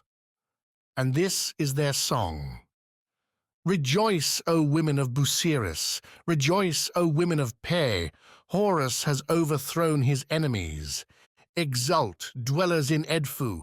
Horus, the great god, Lord of heaven, has smitten the enemy of his father. Eat ye the flesh of the vanquished, drink ye his blood, burn ye his bones in the flame of the fire. Let him be cut in pieces, and let his bones be given to the cats, the fragments of him to the reptiles. O Horus, the striker, the great one of valor, the slayer, the chief of the gods, the harpooner, the hero, the only begotten, captor of captives, Horus of Edfu, Horus the avenger. He has destroyed the wicked one. He has made a whirlpool with the blood of his enemy. His shaft has made a prey. Behold ye, see ye Horus at the prow of his boat. Like Ra, he shines on the horizon. He is decked in green linen, in binding linen, in fine linen and byssus. The double diadem is upon thy head, the 2 serpents upon thy brow, O Horus the avenger. Thy harpoon is of metal, the shaft is of the sycamore of the desert, the net is woven by Hathor of the roses. Thou hast aimed to the right, thou hast cast to the left. We give praise to thee to the height of heaven, for thou hast chained the wickedness of thine enemy. We give praise to thee, we worship thy majesty, O Horus of Edfu, Horus the Avenger. 9. The Bier of Heliopolis. Now the majesty of Ra reigned over the two lands. He was the second king of Egypt, and in his reign peace was on earth, and harvests were so plentiful that to this day men speak of the good things which happened in the time of Ra. By his own power he created himself, and he created heaven and earth, gods and men, and he ruled over them all. For hundreds and hundreds of years he ruled until he waxed old, and men no longer feared him, but laughed and said, "Look at Ra, he is old, his bones are like silver, his flesh like gold, and his hair like true lapis lazuli." Then Ra was wroth when he heard their jests and their laughter, and he called to those who were in his train, "Summon hither my daughter, the apple of my eye, and summon also the gods Shu and Tefnut, Geb and Nut, and the great god Nun, whose dwelling is in the waters of the sky. Do my bidding secretly, lest men should hear you and see you, for then would they be afraid and hide themselves." In secret went the messengers, very softly. They came to summon the gods and goddesses. Secretly and softly came the gods and goddesses to the mansion of Ra in the hidden place. Naught did men see or hear, and they laughed again at Ra, not knowing the punishment that should fall upon them. On each side of the throne came the gods and goddesses, and they bowed before the majesty of Ra with their foreheads to the ground, saying, "Speak, that we may hear." Then said Ra to Nun, the great god whose dwelling is in the waters of the sky, "O eldest of the gods, and all ye ancestor gods, behold the men whom I have created, how they speak against me. Tell me what ye would that I should do to them, for verily I will not slay them till I have heard your words." And Nun, the great god whose dwelling is in the waters of the sky, made answer, "My son Ra, greatest of gods, mightiest of kings, thy throne is set fast, and thy fear will be upon all the world when thou sendest out thy daughter, the apple of thine eye, against those who attack thee." The majesty of Ra spoke again, "Lo, they will flee to the deserts and the mountains and hide themselves if fear falls upon their hearts on account of their jests and laughter, and in the deserts and mountains none can find them." Then said the gods and goddesses, bowing before him with their foreheads on the ground, "Send forth thy daughter, the apple of thine eye, against them." And at once there came the daughter of Ra-Sekhmet is she called, and Hathor, fiercest of the goddesses. Like a lion she rushes on her prey, slaughter is her delight, and her pleasure is in blood. At her father's bidding, she entered the two lands to slay those who had rebelled against the majesty of Ra, and had turned their rebellion to jest and laughter. In the land of Tamari she killed them, and on the mountains which lie to the east and west of the great river. To and fro she hastened, slaying all who crossed her path, and before her fled the rebels against Ra. And Ra looked forth upon the earth and cried to his daughter, the apple of his eye, "Come in peace, O Hathor, hast thou done that which I gave thee to do?" And Hathor laughed as she answered, and her laugh was the terrible voice of the lioness as she tears her prey. "By thy life, O Ra," she cried, "I work my will upon men, and my heart rejoices." For many nights the river ran red, and the goddess waded in the blood of men, and her feet were red as she strode through the land of Egypt as far as Henan-Setan.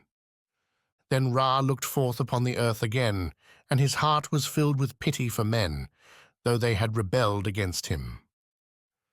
But none could stop the ruthless goddess, not even the majesty of Ra himself. Of herself must she cease to slay, for neither gods nor men could compel her. By subtlety alone could this be accomplished.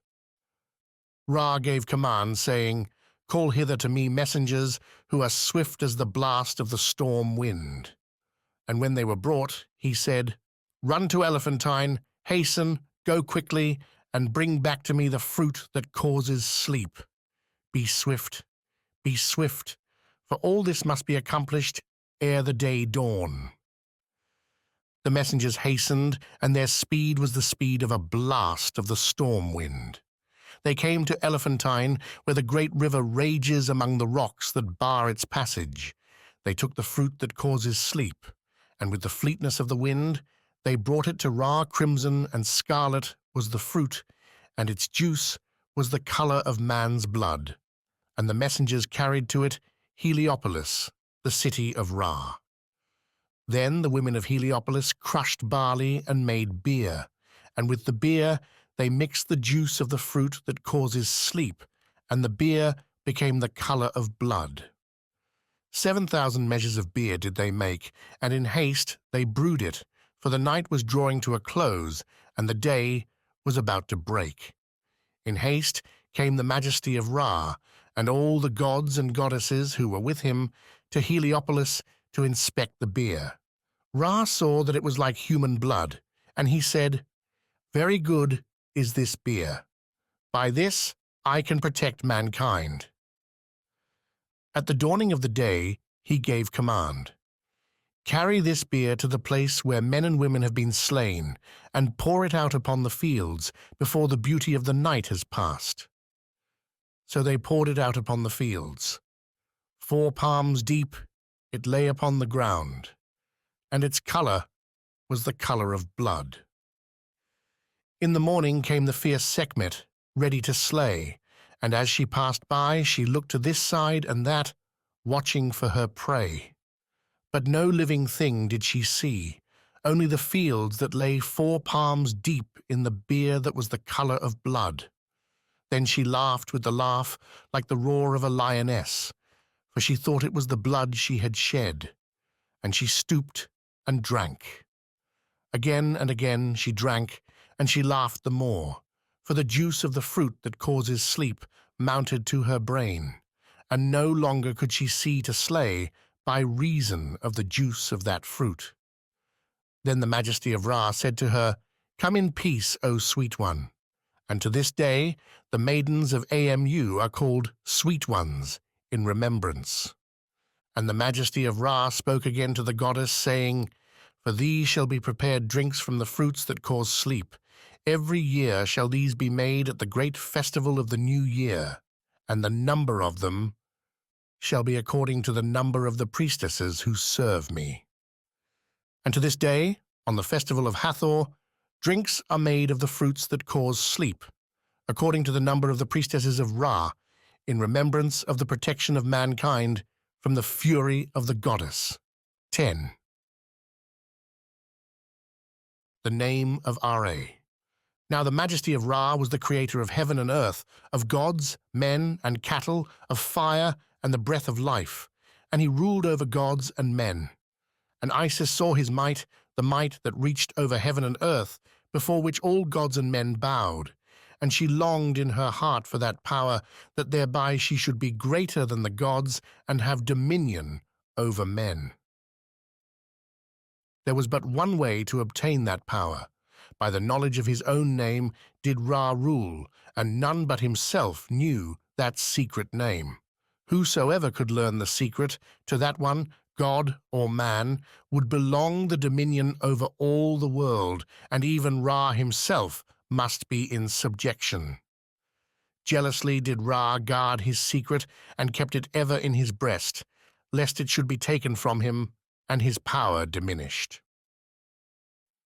Every morning Ra came forth in his glory at the head of his train from the horizon of the east, journeying across the sky, and in the evening they came to the horizon of the west, and the majesty of Ra sank in his glory to lighten the thick darkness of the Duat. Many, many times had Ra made the journey, so many times that now he had waxed old. Very aged was Ra, and the saliva ran down from his mouth and fell upon the earth. Then Isis took earth and mixed it with the saliva, and she kneaded the clay and molded it, and formed it into the shape of a snake, the shape of the great hooded snake that is the emblem of all goddesses, the royal serpent which is upon the brow of the kings of Egypt. No charms or magic spells did she use, for in the snake was the divine substance of Ra himself. She took the snake and laid it hidden in the path of Ra, the path on which he travelled in journeying from the eastern to the western horizon of heaven. In the morning came Ra and his train in their glory, journeying to the western horizon of heaven, where they enter the duat and lighten the thick darkness. And the serpent shot out its pointed head, which was shaped like a dart, and its fangs sank into the flesh of Ra, and the fire of its poison entered into the god, for the divine substance was in the serpent. Ra cried aloud, and his cry rang through the heavens from the eastern to the western horizon. Across the earth it rang, and gods and men alike heard the cry of Ra. And the gods who follow in his train said to him, "What aileth thee? What aileth thee?" But Ra answered never a word. He trembled in all his limbs, and his teeth chattered, and naught did he say, for the poison spread over his body as Hapi spreads over the land, when the waters rise above their banks at the time of the overflowing of the river. When he had become calm, he called to those who followed him and said, "Come to me, ye whom I created. I am hurt by a grievous thing. I feel it, though I see it not, neither is it the creation of my hands, and I know not who has made it. Never, never have I felt pain like this, never, never has there been an injury worse than this. Who can hurt me? For none know my secret name, that name which was spoken by my father and by my mother, and hidden in me, that none might work witchcraft upon me. I came forth to look upon the world which I had made. I passed across the two lands when something, I know not what, struck me. Is it fire? Is it water? I burn, I shiver, I tremble in all my limbs. Call to me the children of the gods, they who have skill in healing, they who have knowledge of magic, they whose power reaches to heaven." Then came all the gods with weeping and mourning and lamentations. Their power was of no avail against the serpent, for in it the divine substance was incorporated. With them came Isis the healer, the mistress of magic, in whose mouth is the breath of life, whose words destroy disease and awake the dead. She spoke to the majesty of Ra and said, "What is this, O divine father? What is this? Has a snake brought pain to thee? Has the creation of thy hand lifted up its head against thee? Lo, it shall be overthrown by the might of my magic. I will drive it out by means of thy glory." Then the majesty of Ra answered, "I passed along the appointed path, I crossed over the two lands, when a serpent that I saw not struck me with its fangs. Was it fire? Was it water? I am colder than water, I am hotter than fire. I tremble in all my limbs, and the sweat runs down my face as down the faces of men in the fierce heat of summer." And Isis spoke again, and her voice was low and soothing. "Tell me thy name, O divine father, thy true name, thy secret name, for he only can live who is called by his name." Then the majesty of Ra answered, "I am the maker of heaven and earth. I am the establisher of the mountains. I am the creator of the waters. I am the maker of the secrets of the two horizons. I am light and I am darkness. I am the maker of hours, the creator of days. I am the opener of festivals. I am the maker of running streams. I am the creator of living flame. I am Khepera in the morning, Ra at noontide, and Atmu in the evening." But Isis held her peace. Never a word did she speak, for she knew that Ra had told her the names that all men know. His true name, his secret name, was still hidden in his breast. And the power of the poison increased and ran through his veins like burning flame. After a silence, she spoke again.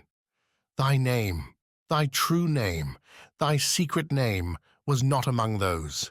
Tell me thy name, that the poison may be driven out. For only he, whose name I know, can be healed by the might of my magic. And the power of the poison increased, and the pain was as the pain of living fire. Then the majesty of Ra cried out and said, Let Isis come with me, and let my name pass from my breast to her breast. And he hid himself from the gods that followed in his train. Empty was the boat of the sun, empty was the great throne of the god, for Ra had hidden himself from his followers and from the creations of his hands. When the name came forth from the heart of Ra to pass to the heart of Isis, the goddess spoke to Ra and said, Bind thyself with an oath, O Ra, that thou wilt give thy 2 eyes unto Horus. Now the 2 eyes of Ra are the sun and the moon, and men call them the eyes of Horus to this day. Thus was the name of Ra taken from him and given to Isis, and she, the great enchantress, cried aloud the word of power, and the poison obeyed, and Ra was healed by the might of his name. And Isis, the great one, mistress of the gods, mistress of magic, she is the skillful healer. In her mouth is the breath of life. By her words she destroys pain, and by her power she awakes the dead. 11.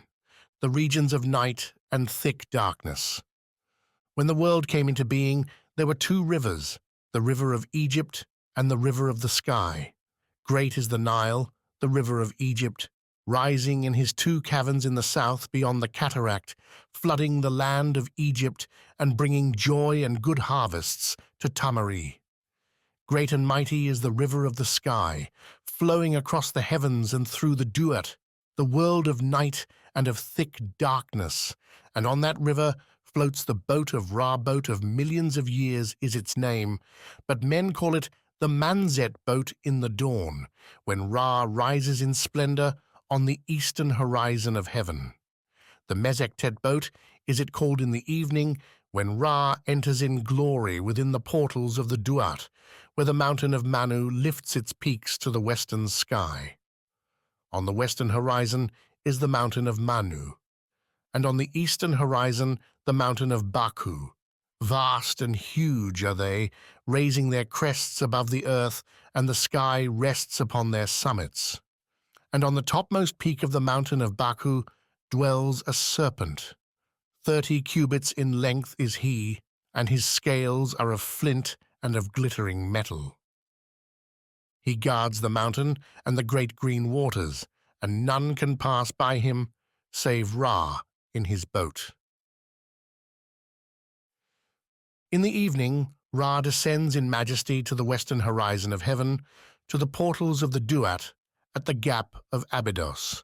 Splendid is the Mesektet boat, glorious its trappings, and its colors are of amethyst and emerald, jasper and turquoise, lazuli and the luster of gold. At the gap of Abydos waits a company of gods to prepare the boat for the journey through the Duat, the land of night and of thick darkness. Stripped is the boat of its splendor, bare and without glory is it when it passes through the portals of the Duat, and in it is the body of Ra, lifeless and dead. Then the gods take the great towing ropes. Slowly the boat moves along the river. The portals of the Duat are flung wide, and the 12 goddesses of the night take their place upon the boat to guide it through the gloom and perils of the Duat. Pilots of the river are they, and without them not Ra himself could pass through unscathed. Watercourse of Ra is the name of the first country of the Duat. Somber is this land, yet not wholly dark, for on either side the river are 6 serpents, coiled and with heads erect, and the breath of their mouths is a flame of fire. In the cabin of the boat is Ra, dead and lifeless. In the prow are Upwout, the opener of the ways, and Sa, and the goddess of the hour. Round about the cabin are a company of gods. These are they who guard Ra from all perils and dangers, and from the attack of the abominable Apep. Slowly goes the boat of Ra, passing through the Duat to regions of thick darkness, of horror and dismay, where the dead have their habitations, and Apep lies in wait for the coming of Ra. Thus passes the first hour of the night, and the second hour is at hand. At the entrance of every country of the Duat is a gate. Tall are the walls, and narrow is the passage. Upon the walls are spearheads, sharp and pointed, that no man may climb over. The door of the gate is of wood, turning on a pivot, and a monstrous snake guards the door. None may pass by him, save those only to whom his name is known. At the turn of the passage are two great hooded snakes, the one above, the other below. The breath of their mouths is fire and poison mingled. Through the narrow portal on every side, they send forth streams of flame and venom. At either end of the passage stands a warder, keeping watch. Then the goddess of the first hour makes way for the goddess of the second hour, and she calls aloud the name of the guardian of the gate. Flung wide are the portals, the fire and poison cease, and the boat of Ra passes through. Urnes do we name this second country of the Duat, but the Hanabu and those who inhabit the isles of the great green waters call it Uranos. The river is wide, and bears on its dark waters 4 shallops. No oars have they, neither masts nor rudders, but float upon the stream and are carried by the current. Mysterious and strange are they, and the shadowy shapes which fill them have forms like the forms of men. In this country, Ra is Lord and King, and those who live here are in peace, for none can pass the great hooded snakes who guard the gates, whose breath is mingled flame and venom. Happy are those who inhabit this land, for here dwell the spirits of the corn, Besa and Nepra and Tepu'in. These are they who make the wheat and barley to flourish and cause the fruits of the earth to increase.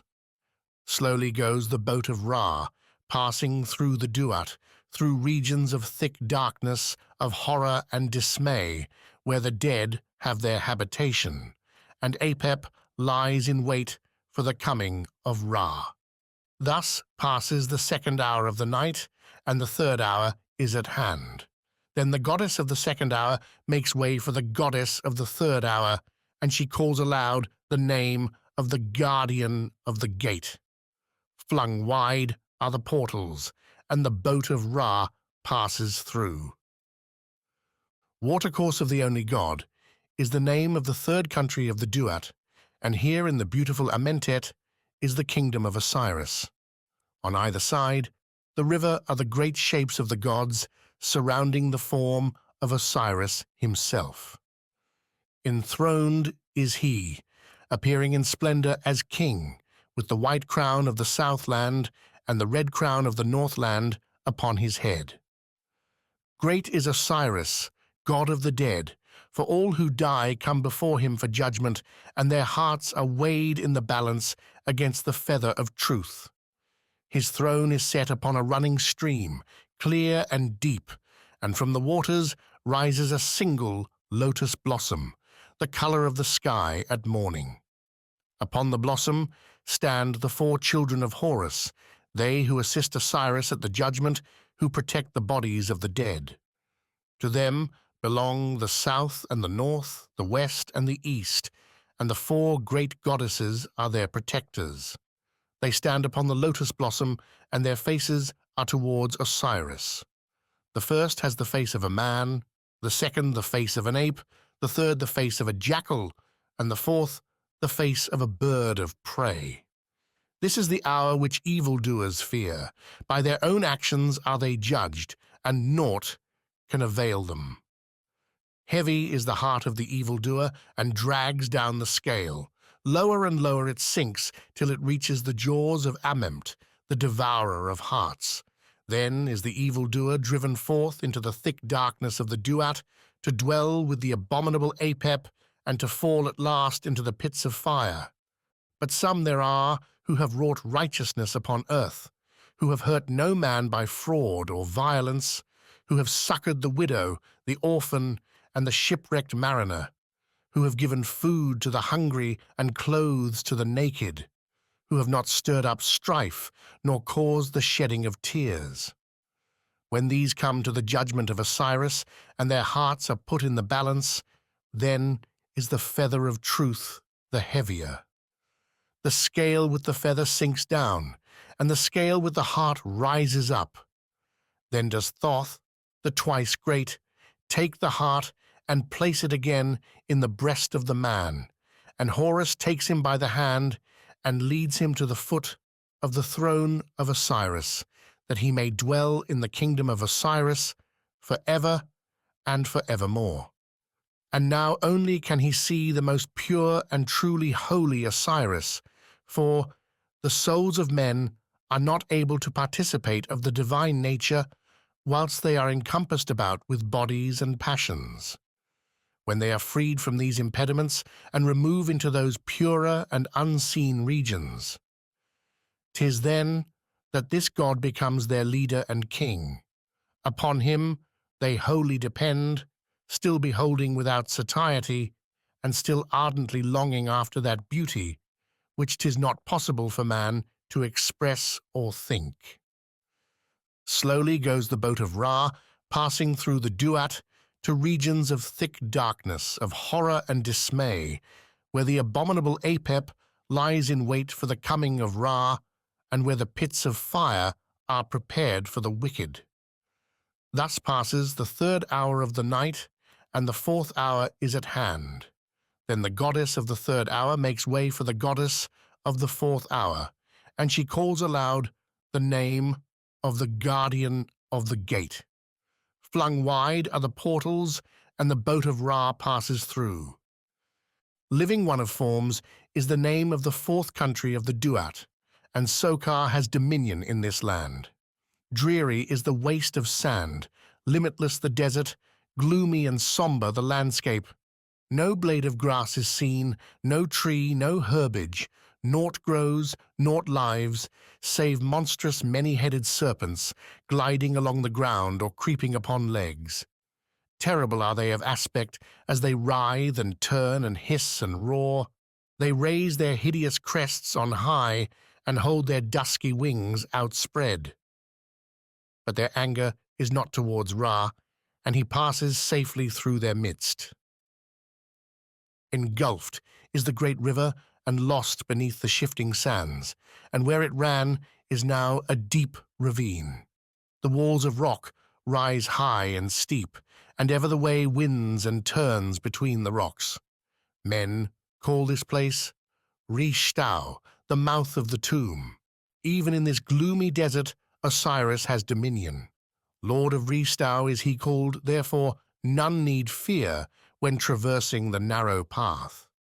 And now the boat of Ra can no longer float upon the water, but is changed into a great and mighty serpent with glittering scales. At the prow is a serpent's head with eyes watchful and fierce. At the stern is a serpent's head with poisoned fangs prepared. Over the sand it glides as a boat glides over the water. Slowly goes the boat of Ra, passing through the Duat, through regions of thick darkness, of horror and dismay, to the place where Apep lies in wait for the coming of Ra. Thus passes the 4th hour of the night, and the 5th hour is at hand. Then the goddess of the 4th hour makes way for the goddess of the 5th hour, and she calls aloud the name of the guardian of the gate. Flung wide are the portals, and the boat of Ra passes through. Hidden is the name of the 5th country of the Duat, and in this dark and gloomy region dwells Sokar, its lord and king, god of those who are buried. Beside a turn of the winding way is his dwelling deep below the ground.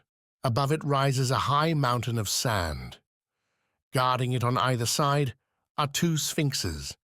Lions are they in their bodies with the faces of men, and their claws are outstretched like the talons of a beast of prey. In the midst lies a serpent with 3 heads, and between his wings stands Sokar in the form of a man with the head of a hawk. Savage and fierce as a hawk is Sokar, and terrible is the punishment he metes out to those who rebel against him. Hard by his dwelling is a lake where the water boils and bubbles with heat as water boils in a pot. Into the boiling lake are cast the rebels, and they cry to Ra for help, but Ra lies cold and lifeless, waiting for the coming of Khepera, and their cries are unheeded while the boat passes on its way. On the farther wall of the ravine is a high and vaulted building, the home of night and darkness. 2 birds cling on either side, and round about it glides a 2-headed serpent. He lifts his savage heads, and his poison is ever ready to strike the rash intruder who should dare to try to pass. Faithful is his watch, for in the home of night and darkness lives Khepera, the great soul of the universe, he whose emblem is the beetle, the god of resurrection. In the form of a scarab, he watches the coming of Ra, and he flies upon the boat and awaits there the time when he shall bring life back to the god. And now, through the thick darkness along the narrow passage, falls a gleam of light. The morning star stands by the gate to lead the boat onwards, for in the darkest of the night is a promise of the coming day. Slowly goes the boat of Ra, passing through the Duat, through regions of thick darkness, of terror and dismay, to the place where the abominable Apep lies in wait for the coming of Ra. Thus passes the 5th hour of the night, and the 6th hour is at hand. Then the goddess of the 5th hour makes way for the goddess of the 6th hour, and she calls aloud the name of the guardian of the gate. Flung wide are the portals, and the boat of Ra passes through. Abyss of Waters is the name of the 6th country of the Duat, and Osiris has dominion over it. Osiris, the great god, lord of the city of Dadu, the living king, creator of men, of cattle, and of the green things which grow upon the earth, Osiris, to whom all men bow in praise and adoration.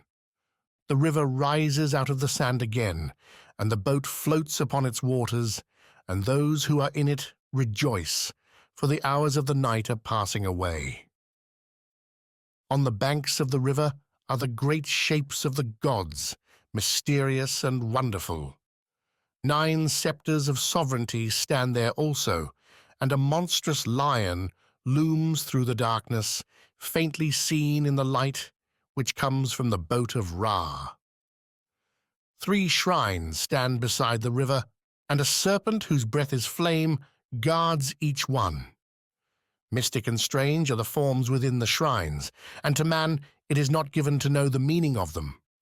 In one is a human head, in another the wing of a bird, in the third the hind part of a lion. Here also lives the great coiled serpent with 5 heads, and within his coils lies Khepera, god of resurrection.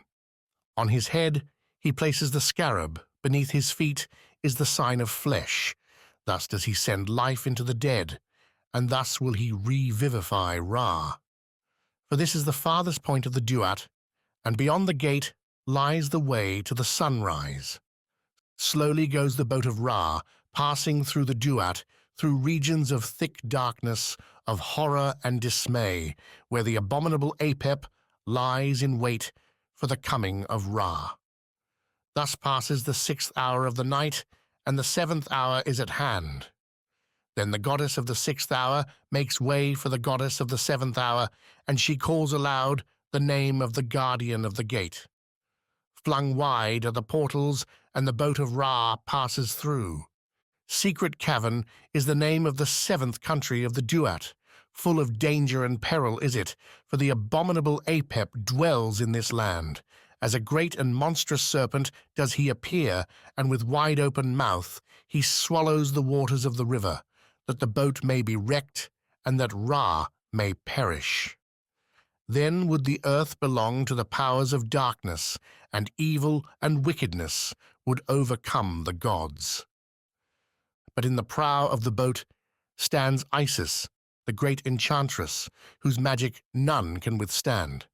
Isis, the greatest of the goddesses, she who can raise the dead, and to whom all mankind pay love and reverence. With arms outstretched, she recites the words of power, calling aloud across the dark river.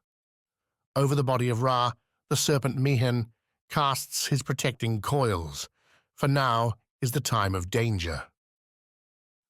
On a sandbank in the midst of the river lies the abominable Apep. 450 cubits long is the sandbank. The coils of Apep cover it so that naught can be seen but the river around him. Loud does he hiss and roar, and the duet is filled with the thunder of his voice. Yet Isis flinches not, nor does she cease her incantations and the magical movements of her hands. Her spells prevail, and the abominable Apep lies helpless on the sand. Then Selk and Herdesuf leap from the boat of Ra and bind him with cords, and with sharp knives they pierce his flesh, hoping to destroy him. But Apep is immortal, and every night will he await and attack the boat of Ra. Yet Selk and Herdesuf hold him fast, while the boat continues on its way, past the great sandbanks, where he writhes and twists and struggles to get free. But the cords are strong, and the knives are sharp, and his efforts are in vain. Onward goes the boat to the burial places of the gods. These stand beside the river. High mounds of sand are they, over each mound is a building, and at each end the head of a man watches the passing of Ra. Softly goes the boat of Ra, passing through the duat, moving through the darkness to the sunrise and the day. Thus passes the 7th hour of the night, and the 8th hour is at hand. Then the goddess of the 7th hour makes way for the goddess of the 8th hour, and she calls aloud the name of the guardian of the gate. Flung wide are the portals, and the boat of Ra passes through. Sarcophagus of the gods is the name of the 8th country of the duat, for here dwell the dead gods. Dead and buried are they, embalmed and bandaged, as men embalm and bandage the dead upon earth. They cry aloud salutations to Ra as he passes, calling to him across the vast expanse, but so far away are they that the sound of their voices is as the roaring of savage bulls, as the cry of birds of prey, as the wail of mourners, as the murmur of bees. Before the boat go 9 followers of the gods. Strange are their forms, mysterious and wonderful, like naught that is upon the earth. In front of them march the 4 souls of Tatanen in the likeness of rams, great and fierce, with horns wide-spreading and sharp-pointed. The first is crowned with high upstanding plumes, the second with the red crown of the Northland, the third with the white crown of the Southland, the fourth with the glittering disk of the sun. Ancient is Tatanen, dweller in Memphis, where the abode of Ptah is on the south of the wall. Softly goes the boat of Ra, passing through the duat, moving through the darkness to the sunrise and the day. Thus passes the 8th hour of the night, and the 9th hour is at hand. Then the goddess of the 8th hour makes way for the goddess of the 9th hour, and she calls aloud the name of the guardian of the gate. Flung wide are the portals, and the boat of Ra passes through. Procession of Images is the name of the 9th country of the duat. Full and strong runs the river, and the boat is borne forward upon the rushing stream.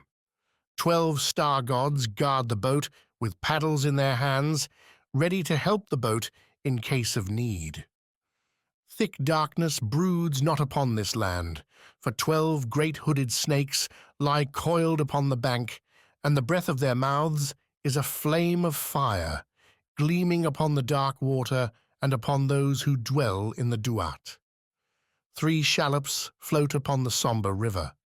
Strange is the shape of these shallops, not like the boats of men, and the shadowy forms within them are in the likeness of a cow, of a ram, and of the soul of a man.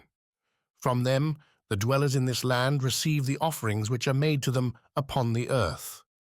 Then the star gods break into singing, and the 12 goddesses and the weaving gods and the dwellers in this land chant the glory and honor of Ra, praising the Lord of the boat, the maker of earth and of heaven.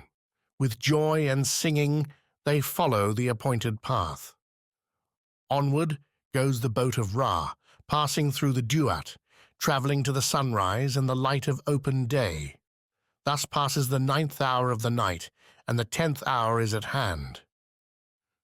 Then the goddess of the 9th hour makes way for the goddess of the 10th hour, and she calls aloud the name of the guardian of the gate. Flung wide are the portals, and the boat of Ra passes through. Abyss of waters, lofty of banks, is the name of the 10th country of the Duat, and the ruler is Ra. The dwellers in this land come to meet their king as he passes by upon the swelling river. Deep and full and strong runs the stream, and the boat is borne forward upon the rushing current. Divine warriors armed with glittering weapons of war are a guard for their king. Light is on their faces like the light of the sun. By the side of the river are 4 goddesses. Upon the darkness they cast beams of light, making bright the way of Ra upon the gloomy river. Before the boat of Ra moves the star of morning in the form of a double-headed serpent walking upon legs, and upon his heads are the crowns of the Southland and the Northland. Between his coils is the great hawk of the sky.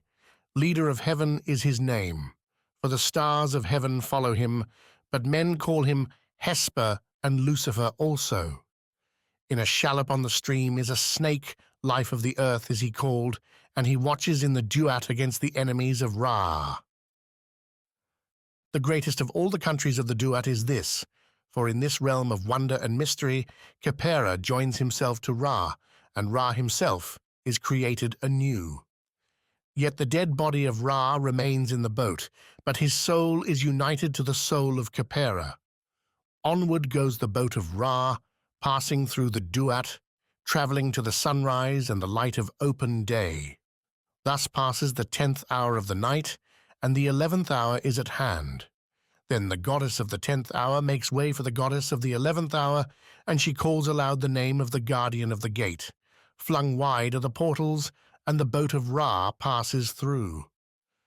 Mouth of the cavern is the name of the 11th country of the Duat, and Ra is its ruler. Low has the river fallen, and sluggishly it runs, and the boat is drawn onwards by the gods. Not with cords do they tow it, but with the body of the great serpent Mihen, the protector of Ra. On the prow of the boat is a fiery star, but its light is not redder than the strange and lurid glow which fills this land. Terrible and red is it, and the sight of it is full of horror. This is the region feared by evil-doers, for their punishment awaits them here. Far and near are pits of fire. Goddesses, whose breath is flame, guard the pits, holding in their hands gleaming swords of fire. With their knives do they torment the wicked, and cast them into the pits of flame till they perish utterly. Horus stands by and beholds their torments, for these are the enemies of Osiris and of Ra, doers of evil upon the earth and blasphemers of the gods. No help can come to them, no escape is possible. Doomed are they by their own actions to the sword and fire, and the smoke and flame of their torment rise up in the Duat. On the far side of the river are the stars. Shidu is there in the fashion of a snake. Scarlet and crimson is he, and the stars which form his body are 10 in number. There also a shape is seen, mysterious and wonderful. Like a winged snake with legs does he appear, and between the wings is the shadowy likeness of a man. Men call him Atmu, dweller in Heliopolis. Ancient is Atmu, more ancient than Ra himself, and he sends the sweet breezes of the north wind upon the land of Egypt. On either side of him the eyes of Horus show dimly in the faint and lurid light. And now springs up the breeze of morning. Gentle is it, and slight, but with it comes the promise of the day. Onward goes the boat of Ra, passing through the duat, travelling to the sunrise and the light of open day. Thus passes the 11th hour and the 12th hour, and the dawn are at hand. Then the goddess of the 11th hour makes way for the goddess of the 12th hour, and she calls aloud the name of the guardian of the gate. Flung wide are the portals, and the boat of Ra passes through. Darkness has fallen, and births shine forth is the name of the 12th country of the duat. On the prow of the boat is the great scarab of Khepera, ready to make the transformations of Ra ere he reaches the end of the duat. Not like other lands is this 12th region of the duat, for it is enclosed in the body of a vast and monstrous serpent. Life of the gods is his name, and through this great and huge frame travels the boat of millions of years. 12 of the worshippers of Ra seize the towing ropes and drag the boat onward, and here in the body of the serpent is Ra transformed into Khepera and is alive again, for now the journey through the duat is near the end. Standing by the mouth of the serpent are 12 goddesses. To these the worshippers of Ra yield the towing ropes, and they draw the boat to the eastern horizon of heaven. And now the dead corpse of Ra is cast out of the boat, as the husk is cast away when the grain is winnowed out, for the soul and the life of Ra are in the scarab of Khepera, and the transformations of Ra are completed. With shouting and singing, with joy and with gladness, the boat of Ra passes out of the duat. Glorious is the Manzet boat, speeding to the sunrise. Wide, swing wide the portals, and usher in the day. Between the sycamores of turquoise comes the boat of Ra, and the mountain of Baku is flushed with light. The serpent, guardian of the great green waters, beholds Ra in glory in the eastern horizon of heaven, and the rays glitter on his scales. Glorious is the Manzet boat, borne upon the river, flashing in the splendor and the light of open day. In the foam at the prow of the boat sports the abtu fish, darting through the gleaming spray, and the ant-fish is seen in the whirlpool of turquoise. From the earth rises up the sound of rejoicing, for all created things praise Ra at his rising. Hail to thee, Ra, at thy rising, the night and the darkness are past. At the dawn of the day thou shinest, the heavens are filled with thy light. King of the gods art thou, all glory and triumph are thine. The gods come as dogs to thy feet, rejoicing to greet thee at dawn. Hail to thee, Ra, at thy rising. At thy coming all men are glad. In joy dost thou come in the morning, with glory thou rulest the world. The stars of the heavens adore thee, the gods of the earth exalt thee, Lord of the heavens art thou. Hail to thee, Ra, at thy rising. None can express thy glory, Lord of all wisdom and truth. The souls of the east attend thee, the souls of the west are thy servants. The north and the south adore thee. Worshipped art thou, our ruler, by those whom thou hast created. Thou risest in heaven's horizon, thou causest mankind to rejoice. Hail to thee, Ra, at thy rising in beauty, O Ra,